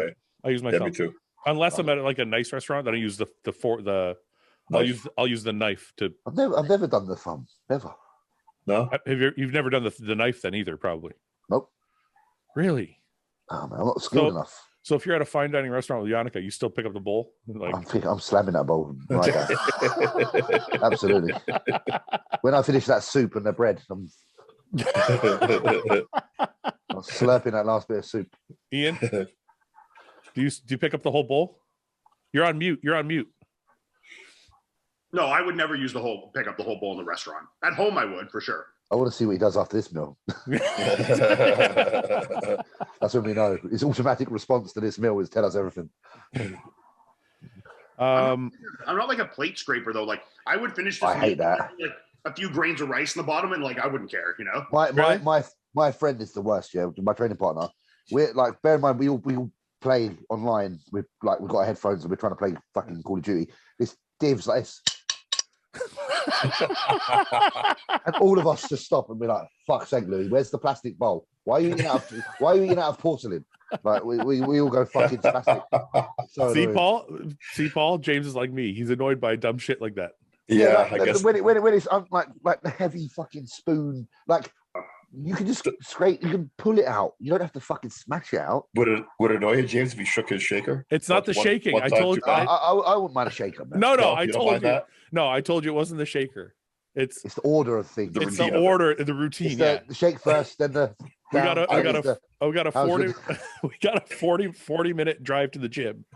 So he's got to, every time he gets in the truck, he's got to shake it and take a sip, and then we can start driving. Is there like a little? Do you do like a little like Paul? After you do that first sip, is there like a little? It's a little bit bigger than that. A little bit bigger. I think get a Do you do like? Do you do a little refreshing as well? Like Yeah. a little. Okay, Yeah. listen, I'm not an asshole. James said that his friend had a nose whistle and he wanted to punch him in the face. That's the best thing I've heard. I laughed so hard when I heard that. It's the same guy. It's the same guy. It's the same guy. That's the same guy. He's got so many things I want to fucking. The nose whistle would drive me fucking insane. Yeah, It's I so can see annoying. that. So the guy's got a deviated septum, and he's So do nose I. with, and you're annoyed, and you're like, "Shut the fuck up." How's he going to shut up? Breathe through your mouth. What's he Yeah, gonna do? guys. Anyone listening? He broke it playing rugby, and I just feel like you should get it fucking fixed. That's all I'm saying. Is that Is it Louis? like a Is that real Louis? whistle? Yeah, Louis' nose, like literally, it's like Is it's Louis- like that, and it just goes. I can't whistle, so I don't have to make the sound. Is it like a whistle sound too, or is it like Yeah, air? yeah, You and can he hear? knows. Yeah, it's a proper whistle. That's And it's awesome. just- oh, it's like fuck. is man. is Louis your best friend? Yeah, he's like my. I'm with him a lot. He's See, my that's best friend. weird because Paul's my best friend, and They these little things just drive you fucking batshit. Yeah, They Yeah. do your nut. They do your nut in the most, don't they? But, probably because I see you every day. You know, if Maybe. you only saw you once a week or yeah. something. And you're very aware of it. Like you've Yeah. analyzed that person so many times. You fucking read them. You know. You know what's exactly funny what though? they I got no problem with the stuff you do. I got no pet peeves. I don't do anything weird. Oh, you do. You got your stuff. You know, Like, if we're in your truck, if I put anything in your truck where it's not supposed to be, where you think it's supposed to be, you get mad at me. Yeah, I bet. I can put my Because- keys in a key dish. He's like, It's go not- there. he's like, yeah. I can no, imagine. man, he'll put like his wallet in the cup holder. I'm like, It's not the right shape. there's- but that's He's for so your. specific though. It's got to be put in certain spots in Fouad's It's truck. like it's like a Depending on what kid, it you know, is. like when the kids are putting the fucking toys, the squares through like the triangle hole. It's Yeah. like they don't fucking fit in there. Come Yeah, on. but you know what, like, if I put something somewhere, first he'll look at it. He'll just Yeah, stare like, at it in, for 10 in seconds. disgust. Waiting And for then you he'll to look at fucking me and be respond. like, that's not where that Doesn't goes. belong And like I'm supposed to know where everything goes in his truck. there. I get things like that at home though. Like if the dishwasher's finished and Yannicka leaves it slightly open, and I walk past it every time and I close it because it annoys me. And she's like, it's trying to air. It's trying to air. Right. The one thing Melissa does that drives me insane, she takes shakers when they're used. So like she'll do like this and she'll put the lid like this and fill it with the whole bottle. I do that too. That's Oh, smart. yeah. and I leave do it that in as the well. sink and leave it in Yeah. the sink. Yeah, do that. that's smart. Wash it, fucking put it away. No, but she's got to soak. She's got I to do as soak well. it. She's got to I soak do it. as well. I'm sorry. Ian, Bro, I you do don't that. need to soak it when you had just EAAs in it. It's not caking to the fucking bottle, you know? I think it's better. See, it's better to clean it out like that. I always that's do how that, and I fucking No, lazy it's three But against Melissa's one. like the least lazy person ever, so it's It funny is, when she it does it is. because I'm like, why are you doing this? You know? You know what I hate? My wife, before she puts the shaker cup away, she doesn't dry it. So there's a little bit of water Oh in there. yeah. Then I go to put some powder in there and it sticks now. It drives me I fucking would, nuts. yeah, I'll go mad. Huh. That's like That's- words. Yeah, that's weird. Huh? That's the only two kitchen things she does is that, and then she'll take the only like drying rag and she'll put it on the counter and put stuff on it. Oh, you hate that as well. Dry it, I know. And then I Just need dry to it. use a rag. I need And to you're use like, the what rag to like dry my hands or dry something else. I'm like, there's fucking 30 things on this. I gotta put them all away now. You know? That's why she does it probably. She does it on purpose. She said, yeah, she knows what your response is going to be. It's going to be, I'm going to tidy this up. Do you Yeah. think it's funny that when Got you you, when you find something like that that annoys you, you think the person starts doing it on purpose, but they're really Oh not? yeah, yeah. But for sure not, but you think Like it when is. Paul gets in Yeah. my truck, I for sure think he's doing it on purpose. He like shakes. Well, his now I head, do. thinks Now it's- The worst thing that Yannicka does is that we've got a toilet, like a lavender, washing room, what you want to fucking call it in America, in Canada. Toilet downstairs, and Yeah. it's got like a fan that assists. So obviously, you take out all the smells when you take a shit. Yeah. And it trips sometimes when you go to the kitchen and turn on a light. So she gets annoyed of it. So she turns it off on the main switch. So every time I go for a shit, the fan doesn't work. So it stinks of shit in there all day. And I'm like, why do you keep turning off the fan? Like, stop turning off the fan. I don't care if it trips when I go into the kitchen. I'd rather the fan work more often than it should, than not when it's cool. So basically, I go for a shit and it doesn't get pulled out of the room. It just stinks in there, and it's just like I can't let anyone go in there now because So you gotta like just sitting there in the fucking shit particles. I got to get out there and I've got to turn the fan on manually myself by slapping it up on the ceiling. just so I can take the smell of shit out my downstairs. That would definitely annoy me. I think it's funny that our fans have started to, my fans anyway, have started to troll Paul with weather questions. Really? Yeah, they'll message him and be like, "So how's the weather today, Paul?" Oh yeah, I do that all the time now. I had one guy. And This Paul is Lauzon. back when we were talking about the polar vortex a couple months ago. Yeah. So I had one guy one morning send me a shot of his dashboard of his truck and the temperature gauge. He's like, "Hey, look, Paul, polar vortex is here now too." I was like, "Hey." What the fuck? Yeah. All right, we'll do a couple more. When are you gonna say? When are you gonna say jugs are back in stock? By the way. Oh yeah. Yeah. See, I'm doing your job for you. James, you're the best. Jugs are back in stock today, and so is the hardcore team shirt. I saw that today. Fast, eh? Oh, I was going to say, you guys, send me your addresses because it's a Bodybuilding Bollocks shirt. So the hardcore team shirt. Hardcore team. It's got Bodybuilding Bollocks on the back. So if you guys want one, send me your addresses. Big deadlifts coming up in that top. Yeah, that'd be cool. Tear it up. All right. You can get one exotic pet. What is it? Assume you have the space. Komodo dragon. Oh, really? Komodo dragon? Is that what you said? Yeah, Those are freaky. Eh? They Fuck kill you. that. They don't kill you with their fucking saliva. Their tails. It's their saliva that kills you, isn't it? Poisonous. It's rat. It's rat. They're Who said their tails? Me. I thought they whipped you with their tail. No, they whip you to fight you, but that's not how they kill you. Oh, but I thought there was. It'd have to whip you a lot. It'd have to whip you a lot of times. No, it's the saliva. There's something, either a poison or something in their saliva that it's basic. I think it's basically rotten. I think it makes. Oh, really? It makes you immobile. Yeah. Komodo dragons, shark-like teeth and poisonous venom that can kill a person within a few hours of the bite. Yeah. Yeah. So they train one of those. So they bite you, it paralyzes you, and then they fucking eat you alive. I watched that. They do that to other animals, right? They'll bite it and then they'll follow it around until it dies. And they'll eat Yeah, it. of course they do to other animals. What do you think they do to you? Wow. And now you know why. It'd be good. Yeah, they do it to other animals. Well, yeah. So that's what you want. I would take I want to have my own fucking lion, man. Yeah. Really? I know that's really cheesy and probably common, but I'd love to have a lion. It'd be It's a fucking big awesome. cat. Or a tiger. I'm fascinated by them. Yeah. I'm fascinated by big cats. Yeah, like a leopard or something fucking cool like that, you know? Yeah, Jaguar, like a Black Panther or some shit. Yeah, that'd be cool. That would be cool. Imagine petting it. Yeah, like if you see those videos, those guys that like train them for when they're fucking little cubs. You could ride it. You could ride it. Well, they sit with them and shit. Like it's like all cool. I'm like, I'd like that. You'd be like He-Man. You could ride the back of it. I had that. I had what was the name of the cat? I can't remember. I know the name, but it wasn't Tiger Cat. It wasn't Tiger Cat. What was it? He-Man's cat? Yeah. Yeah, it's got a name. Iain. Ian's got the phone. This is so much better than me Googling now. This is got Iain. It has a funny name. Battle Cat. Oh, it's just this regular name. That was like I had like two toys growing up because we were so poor. And one of them was He-Man and Battle Cat. I had the fucking He-Man doll and I had the Battle Cat. And it came with like the fucking helmet. It was Cringer. Cringer was when he wasn't like small. Yeah, remember when he was like a small. Yeah, he was Cringer, and then you put the fucking helmet on him and he becomes Battle Cat. You didn't have like Skeletor and stuff? I had a Skeletor and I had a G.I. Joe and I had 2 wrestling figures. That's all the toys I had. That's a mismatch.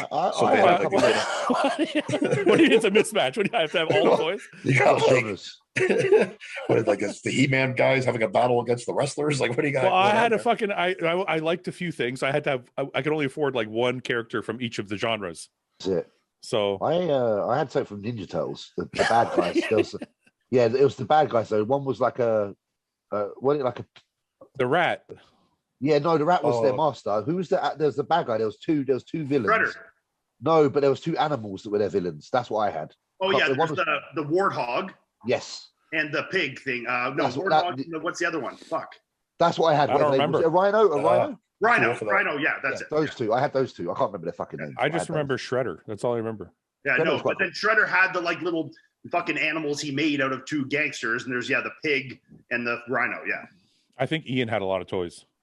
Oh yeah, I had them all.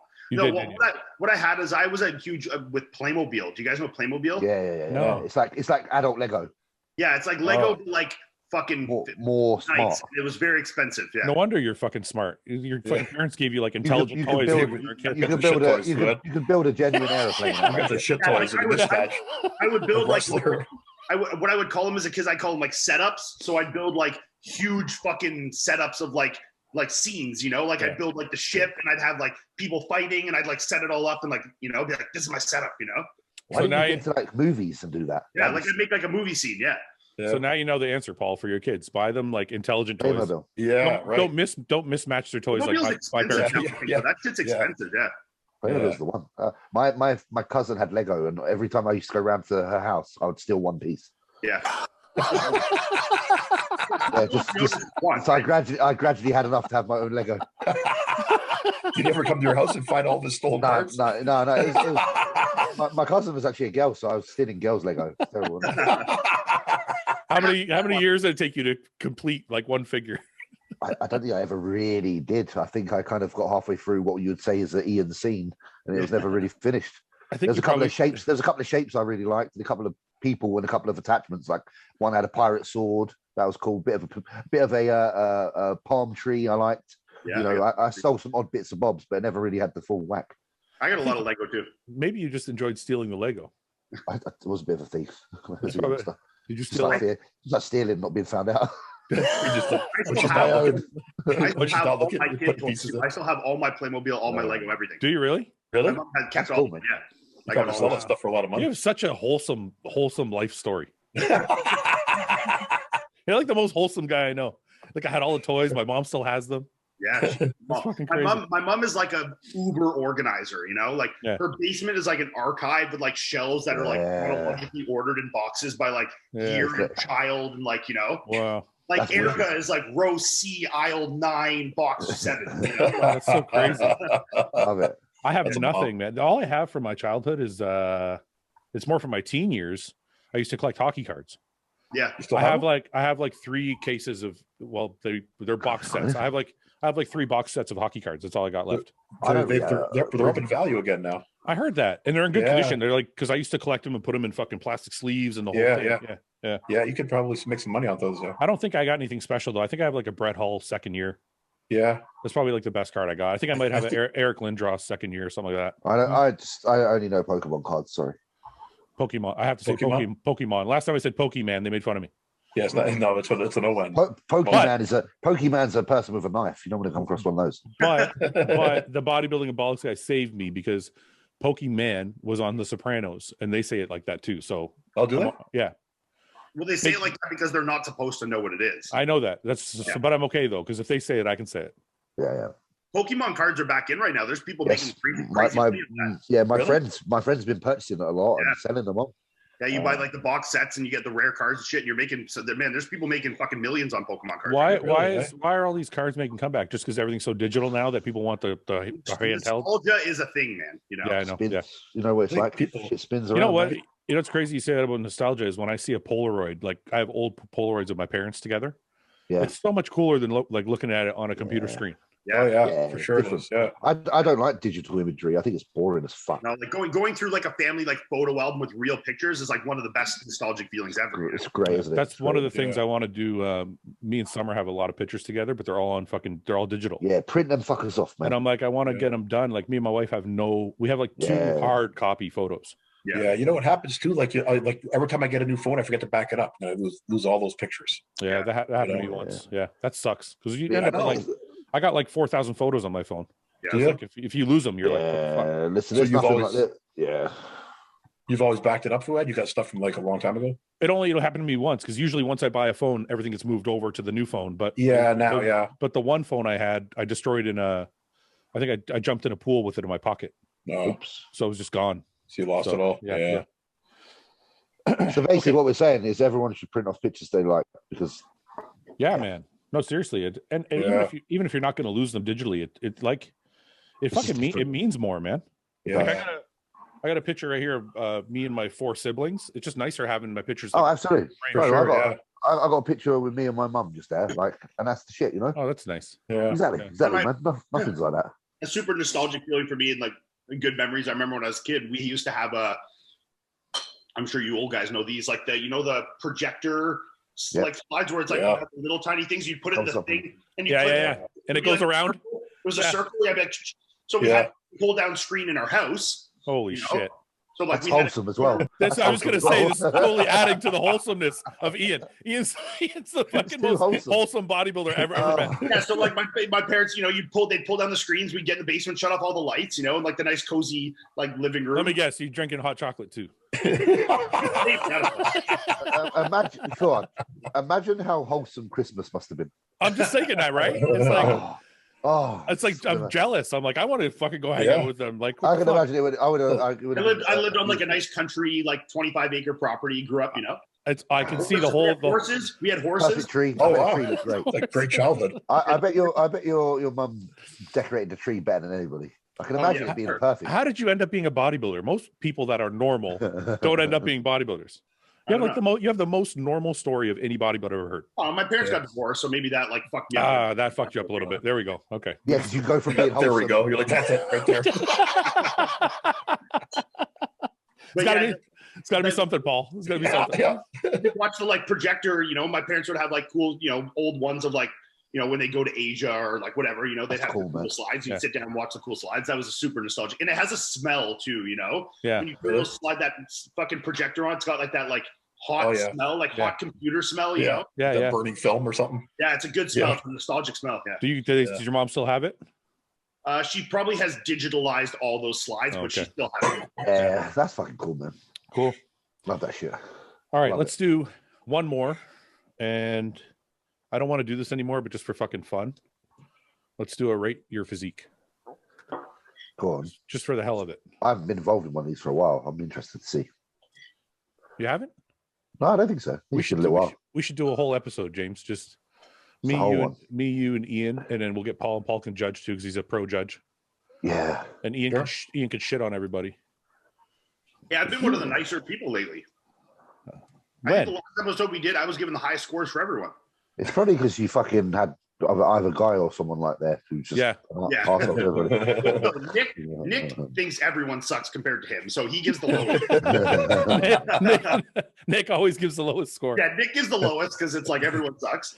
Guy is like kind of a dick, so he'll give like the middle score. Then Fouad is kind of a nice guy, and then I was being really nice, so I was giving the highest. Yeah. Like guys' assessments. Okay. This is Druv Baguette. Well, we can't see. There we go. Okay. Baguette. Druv. I don't know how you say that, James. Say it. Druv Baguette. Oh, wait. He goes by Drew. It's right here. Drew. It's Drew. Okay. Told you. So I said Drew. All right. First, let's rate his squat. Is that 3 plates? That's 4 plates. 7.5. 4 plates. Yeah, he could go a little bit better. Yeah. Well, there's a couple things. Not bad. Let's actually try and teach people. So there's a couple things I see.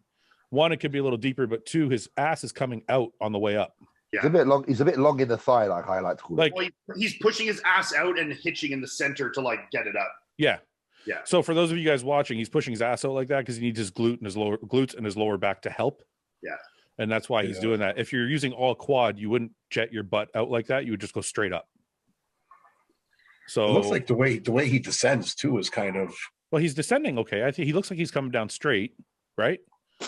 But is it under control? Is it just kind of? I think he looks okay on the way down. He's not going deep enough. The eccentric is not terrible. It's pretty good. It's just when he comes up that bottom, he shoots his glutes out like that and uses a lot of erectors. So what are we saying on the squat? I say 7 out of 10. 7? Yeah, give it a 7. I'm going to give you. I'll give him a 6. Yeah, I'm saying 6.5. James? Okay, I'll give him a 5. Because everyone else, I got to be horrible. So I got to be horrible now. He's filming for Nick today. Okay. His physique let's find something with no clothes on here. Okay, here we go. His back is pretty good. Good rear delts. Shoulders. Yeah, I was going to say shoulders look good. Needs more legs, more hamstrings, more adductors for sure. He's got good inner back. Needs more outer back. 1 second. I'm just going to give you guys the weight. So he's his rear delts and delts as a whole are very developed though. They're crazy. He's 5'7", 165, classic physique. Okay. I think his legs are way too small. Yeah, I think so too. Yeah. If you open up his back more. Let's see if he can do a better squat with this weight. Nope, still hitch it. It's a little better, but he's still a bit better. Yeah. Every time he comes up, he pops that butt out. Uh-huh. That's a weakness in the quad. I'll have to help him out. Let's see what his pec fly. Shoulders are good there. Look at the fucking picture, fucking front on. That's fine. He's just doing the movement. Not a lot to it, is it? This picture on the left. Look at that. Look his... Which one? This one? Which one's Yeah. Look at the shoulders. Tricep shoulders. Yeah, shoulders look great. Oh, right there. Yeah. You got great shoulders for sure. The arms, even the tricep. Yeah, it's okay. The arms match too. You know who I don't? This is random. I came across just made me think of shoulders. I was looking at Fouad. You know Steve Didoshak? Yeah, he's got great shoulders. Craziest shoulders, this guy. Yeah, yeah. I'll pull him up after. Didoshak, is he with Adam? This guy has the roundest shoulders on a white guy I've ever seen in my life. Who's he with? I know the name. I've got him on Instagram. He's with HD, isn't he? HD, I think. No, Dorian trains him, I think. Yeah, he's with HD. Dorian Hamilton. Yeah. He's with HD, yeah, definitely. I've seen him. Okay, we got a quarter turn here. Chest looks good here. Yeah, it does look. Yeah. Waist looks good. Shoulders look good. Upper half is not legs. bad. You know what? The legs look better from the side than they do from the back. Quads look better. He needs more upper quad. He's quite heavy on the knee. He's got some good. He's got a bit of thickness around the kneecap, but his upper quad isn't flaring at all. His hamstrings in a. I shouldn't really be able to see. I shouldn't be able to see his cock from the side. Yeah. What if he's got a big cock? It's not though. It's the quad's lacking. He needs more quad to cover the cock. Yeah, but if I have a so from now on. No. That's not because of a big cock. That's a smaller quad. That's what I'm saying. Yeah. I know, but how do you know if it's a big cock or a small quad? Because you can see if you the thickness of the top of his quad and the bottom is roughly the same. It should be bigger at the top. You think so? I think so. If you've got Sean Roden legs, it's thicker at the top. So he's got a small cock. So his cock's medium. Well, at least you guys gave a good assessment on his cock. You go up the front relax shots. His quads aren't bad though. In the front. Oh, there's stage shots below. Where? Right below. There's. Oh yeah, here we go. It's the upper quad. He's lacking in upper quad. That's a kind of a wide. That's a wider waist for or there's just no lat at all. No lats. Yeah, no lats. I feel like sometimes guys try to do the vacuum when you don't really need to. You know, like it doesn't look good on everybody. He would look better not doing the vacuum there. For sure. Yeah. I was just gonna, Paul. You know what? I agree with you because I was gonna say the fact that he has less lat means maybe he shouldn't do it. It's taking away from his taper more than anything. I would think. Give us a bit of detail down the middle to draw our eye to the middle. Yeah, a lot of classic guys. They think that they have to do a vacuum for some reason. If he flexed his abs, I'd be looking at abs. Shoulders are great. Yeah, Shoulders are good. Yeah. I think he could open his back up more there too. He could get it more open. He's a little pinched back. Yeah. Condition could be a little bit better too. Yeah, the hamstrings for sure. His back is not terrible, but yeah, I mean, he definitely, as a whole, obviously needs to be more conditioned. It's the outer lat side. The shoulders don't. His shoulders don't belong on him. It's like a different person. Like it's weird to have the right amount of hang there. It's weird to have the shoulders that well developed and other body parts a little bit under. Look how good the hamstring looks here. It's got a nice bit of hang. Yeah, better. Looks better. Yeah, that's just about the how you do it, though, isn't it? Okay, here we go. Front double. Yeah, I think it's just too small overall. Like if he needs to fill some of these gaps in, like the lat's not kind of flaring out. The arms are a little weak. I think the stage shots are honestly doing him more of an injustice because I think he's just peaked quite poorly for the show. No, but I mean, just look at overall mass. Like there's no adductor. Just he needs more muscle. Like I will say this: I would not write this kid off though with his genetics. No. He clearly has pretty good genetics. You know, it's funny. Yeah. This is a good indication of what Iain's saying. He actually looks better here. Yeah, he looks better here. Drier, no tan on. Mm-hmm. No, he did too much water or something, and it's not. Yeah, I agree. Took out too much water, and he's too flat or like kind of dry, like strung out looking. He looks nice and separated there. I think for him as a whole, lat thickness and width, adductors and hamstrings are his biggest three. Yeah. He doesn't do adductors. Lack of lats are really hurting on certain shots. Side shot's lovely. That side chest is that chest is great. Yeah. All right, what are we going to say out of 10? On the amateur scale, I'm going to give him amateur classic. Considering he's a classic, I'm going to say 7 because he's not open. If he was open, I'd say 6, but he's not. He's classic. I'll stick with. I'm with Paul. I'm on a 6.5. Yeah. Yeah. I think that back's a glaring weakness. Yeah. It's hard. I think when you look at this photo, you're like 7, but then when I go back to the stage shots, I don't see it. So I'm going to go with 6. Cool. I feel like there's a lot of work to be done. Like the best body parts, shoulders, arms. How old is he? It doesn't say. That's why he looks young. He looks very young. Yeah, he's young for sure. Yeah, there's nothing. You shouldn't take this at all in a negative way. It just says a lot. It just says wait. Watch his deadlift. Unless he's 35, like we said earlier. Unless he's 35. No, All right, top right. Too later. let's see. That's nice. Oh, that's good. How many plates Better is than that? squat. But I'm very 5? surprised he squats how he squats with a deadlift that because Yeah. he looks like he's got a strong posterior chain there, but when he squats, he looks weak. That's Surprised 5 his pounds for hamstrings. 7 reps. That's a solid deadlift. Yeah, I'm That's surprised his fine. hamstrings aren't thicker. He's pulling that kind of weight. I'm always amazed when I see guys that aren't that big. Like 165 pounds is not big at all. No, Oh, And he's fucking pulling 5 plates like Yeah. with relatively easily. that's it's over nice. 3 times his weight. That's actually really strong. Hey, I got to ask you guys, and this just might be my old ass, but do you guys feel like some weights, some 45 pound plates are heavier than others? Like Yeah, they are. not all 45 plates, 5-pound plates are created equal, are they? Well, I no, don't think because so. unless they're a calibrated plate, like a real like and Helios, like calibrated plate, Standard, they're not actually all 45 pounds. Like, because Paul, like the gym we train at now, those 45-pound plates feel way heavier For than, sure. than the 45-pound plates we used to use at Central, which were And those are the same ones that were in that video we just watched. yeah, the ones that we use now at the gym we go to now, those are like the old school metal plates. They You know, feel nothing- they feel heavy, man. Like, Remember the other gym we were training at for a little bit here in Windsor that was open briefly? Remember they had those bumper plates? Yeah. Those things do not feel like 45 pounds to me. They feel lighter. They're lighter. Yeah, they feel They lighter. do feel lighter. Yeah. The 10 pounds, you could throw them like a frisbee. They The don't feel only like way 10 you can pounds. really tell is if you get an actual real calibrated plate, like the thin ones they use in like powerlifting Yeah. meets. Yeah, Get those and put those on, and then put the same amount of weight on with the 45s, and you'll see the difference. yeah. yeah. But I wonder, like, how far off is it, you think? Because I feel like it's a drastic difference. I A think few you, pounds. Probably 0.4, probably Yeah. nearly half a kilo. yeah. Yeah. You think Whatever that's it it? I've seen some that are up to like Yeah, 3 it adds up. I've seen some that are up to like 3-4 pound difference. And if you have 5-6 plates on a bar per side, that's 10 plates, that's 40-50 pound difference, right? Wow, Yeah, lot. that's a lot.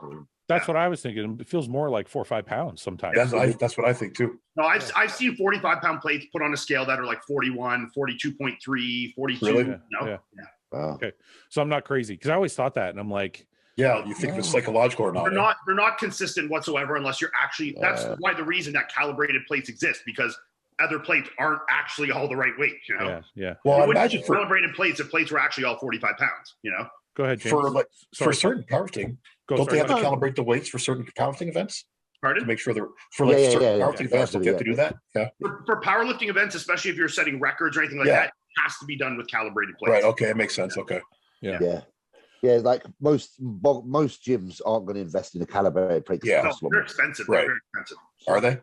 Yeah, Jordan's got a few, and Peters, he's bought a few, and they obviously cost like 3 times the amount. Yeah. Well, the gym I'm training at right now, because it's 2 sides. They have the original side because the guy's a powerlifter and he has like really good powerlifting equipment and has the nice calibrated plates, and then the other side, and you can tell there's a definite discrepancy between a 45 pound calibrated plate and whatever his polyurethane plastic plates are. They're definitely different. You know? Really? Well, all right, boys, we'll leave it there. Everybody good till next week? It was a Absolutely. Good Yeah. catch You up. training for that? Yeah, I'm not going to skip it. Are you training, Paul? No, I want to train. What time? What do you want to train? 5:30. Okay, I got to get a meal in. What are we training Yeah. today? Shoulders and arms. I think I'm deadlifting with Joe Seaman on Sunday. Oh, I saw that. Yes, I saw Joe deadlift That's like cool. 7 plates. Yeah. Oh yeah. How close is he to beating you, Ian? He did. One sec. My dogs are going to bark here. One sec. Yeah, did you guys see Joe Seaman's? He Sorry, did go ahead. 7 for 4. And at that same gym, I've done 7 for 7. So He's a good squatter as well, Joe. he's good. Yeah. Very Here, good squatter. we'll take a quick look. Did you see my deadlift? Oh, you got to pull up Didoshak too. Oh yeah, that's right. Okay, so this is Joe Seaman's. Joe gets in crazy condition, man. Look at this shit. Yeah. He That's does. fine. It looks easy, man. They have He's a fucking, big dude. look how fucking easy this looks to him. Yeah. It looks like he could do more. He does. But then again, he's as good at 2 inches. You can see he loses the lockout. That's where he loses it. yeah, Off the ground, because he's such a strong squatter, it flies off the ground. yeah. It's right there, right? Yeah. I have more of a problem getting from the ground to my knees than I do.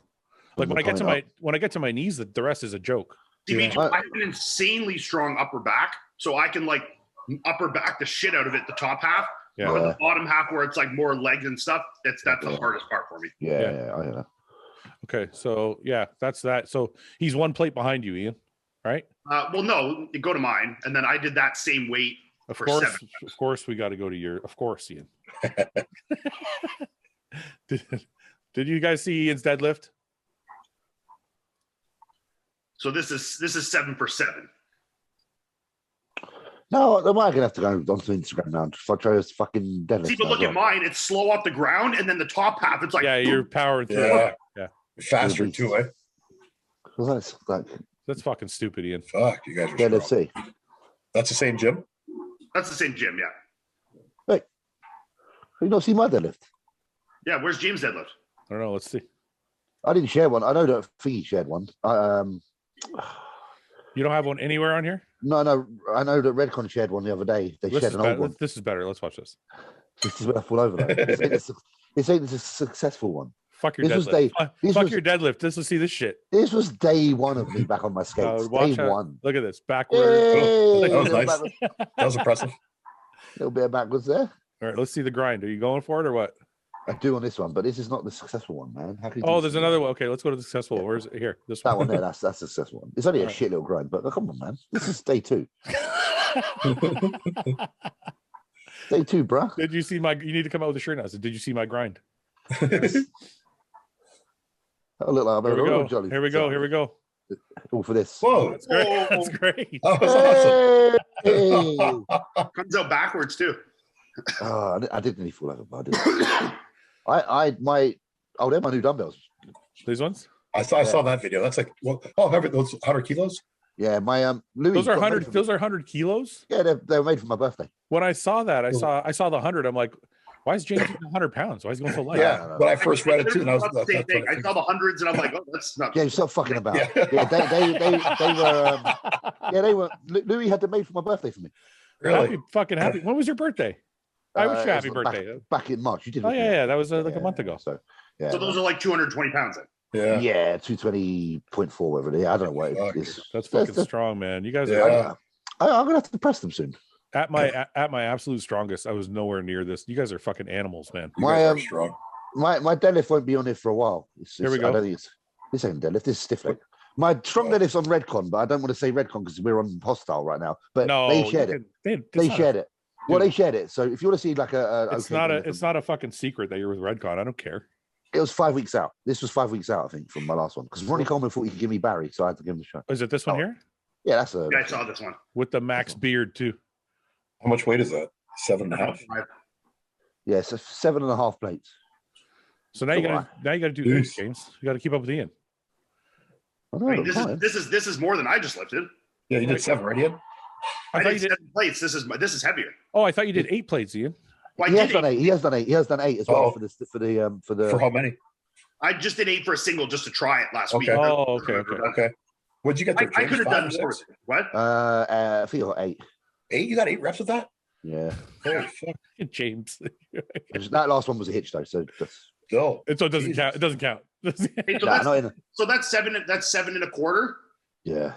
Okay, so I'll put on 7.25 this Sunday and see what I can You get. guys are You retarded. smash Man. it. Fuck, you guys are strong. Why are you guys fucking with your shit, man? You're gonna fucking.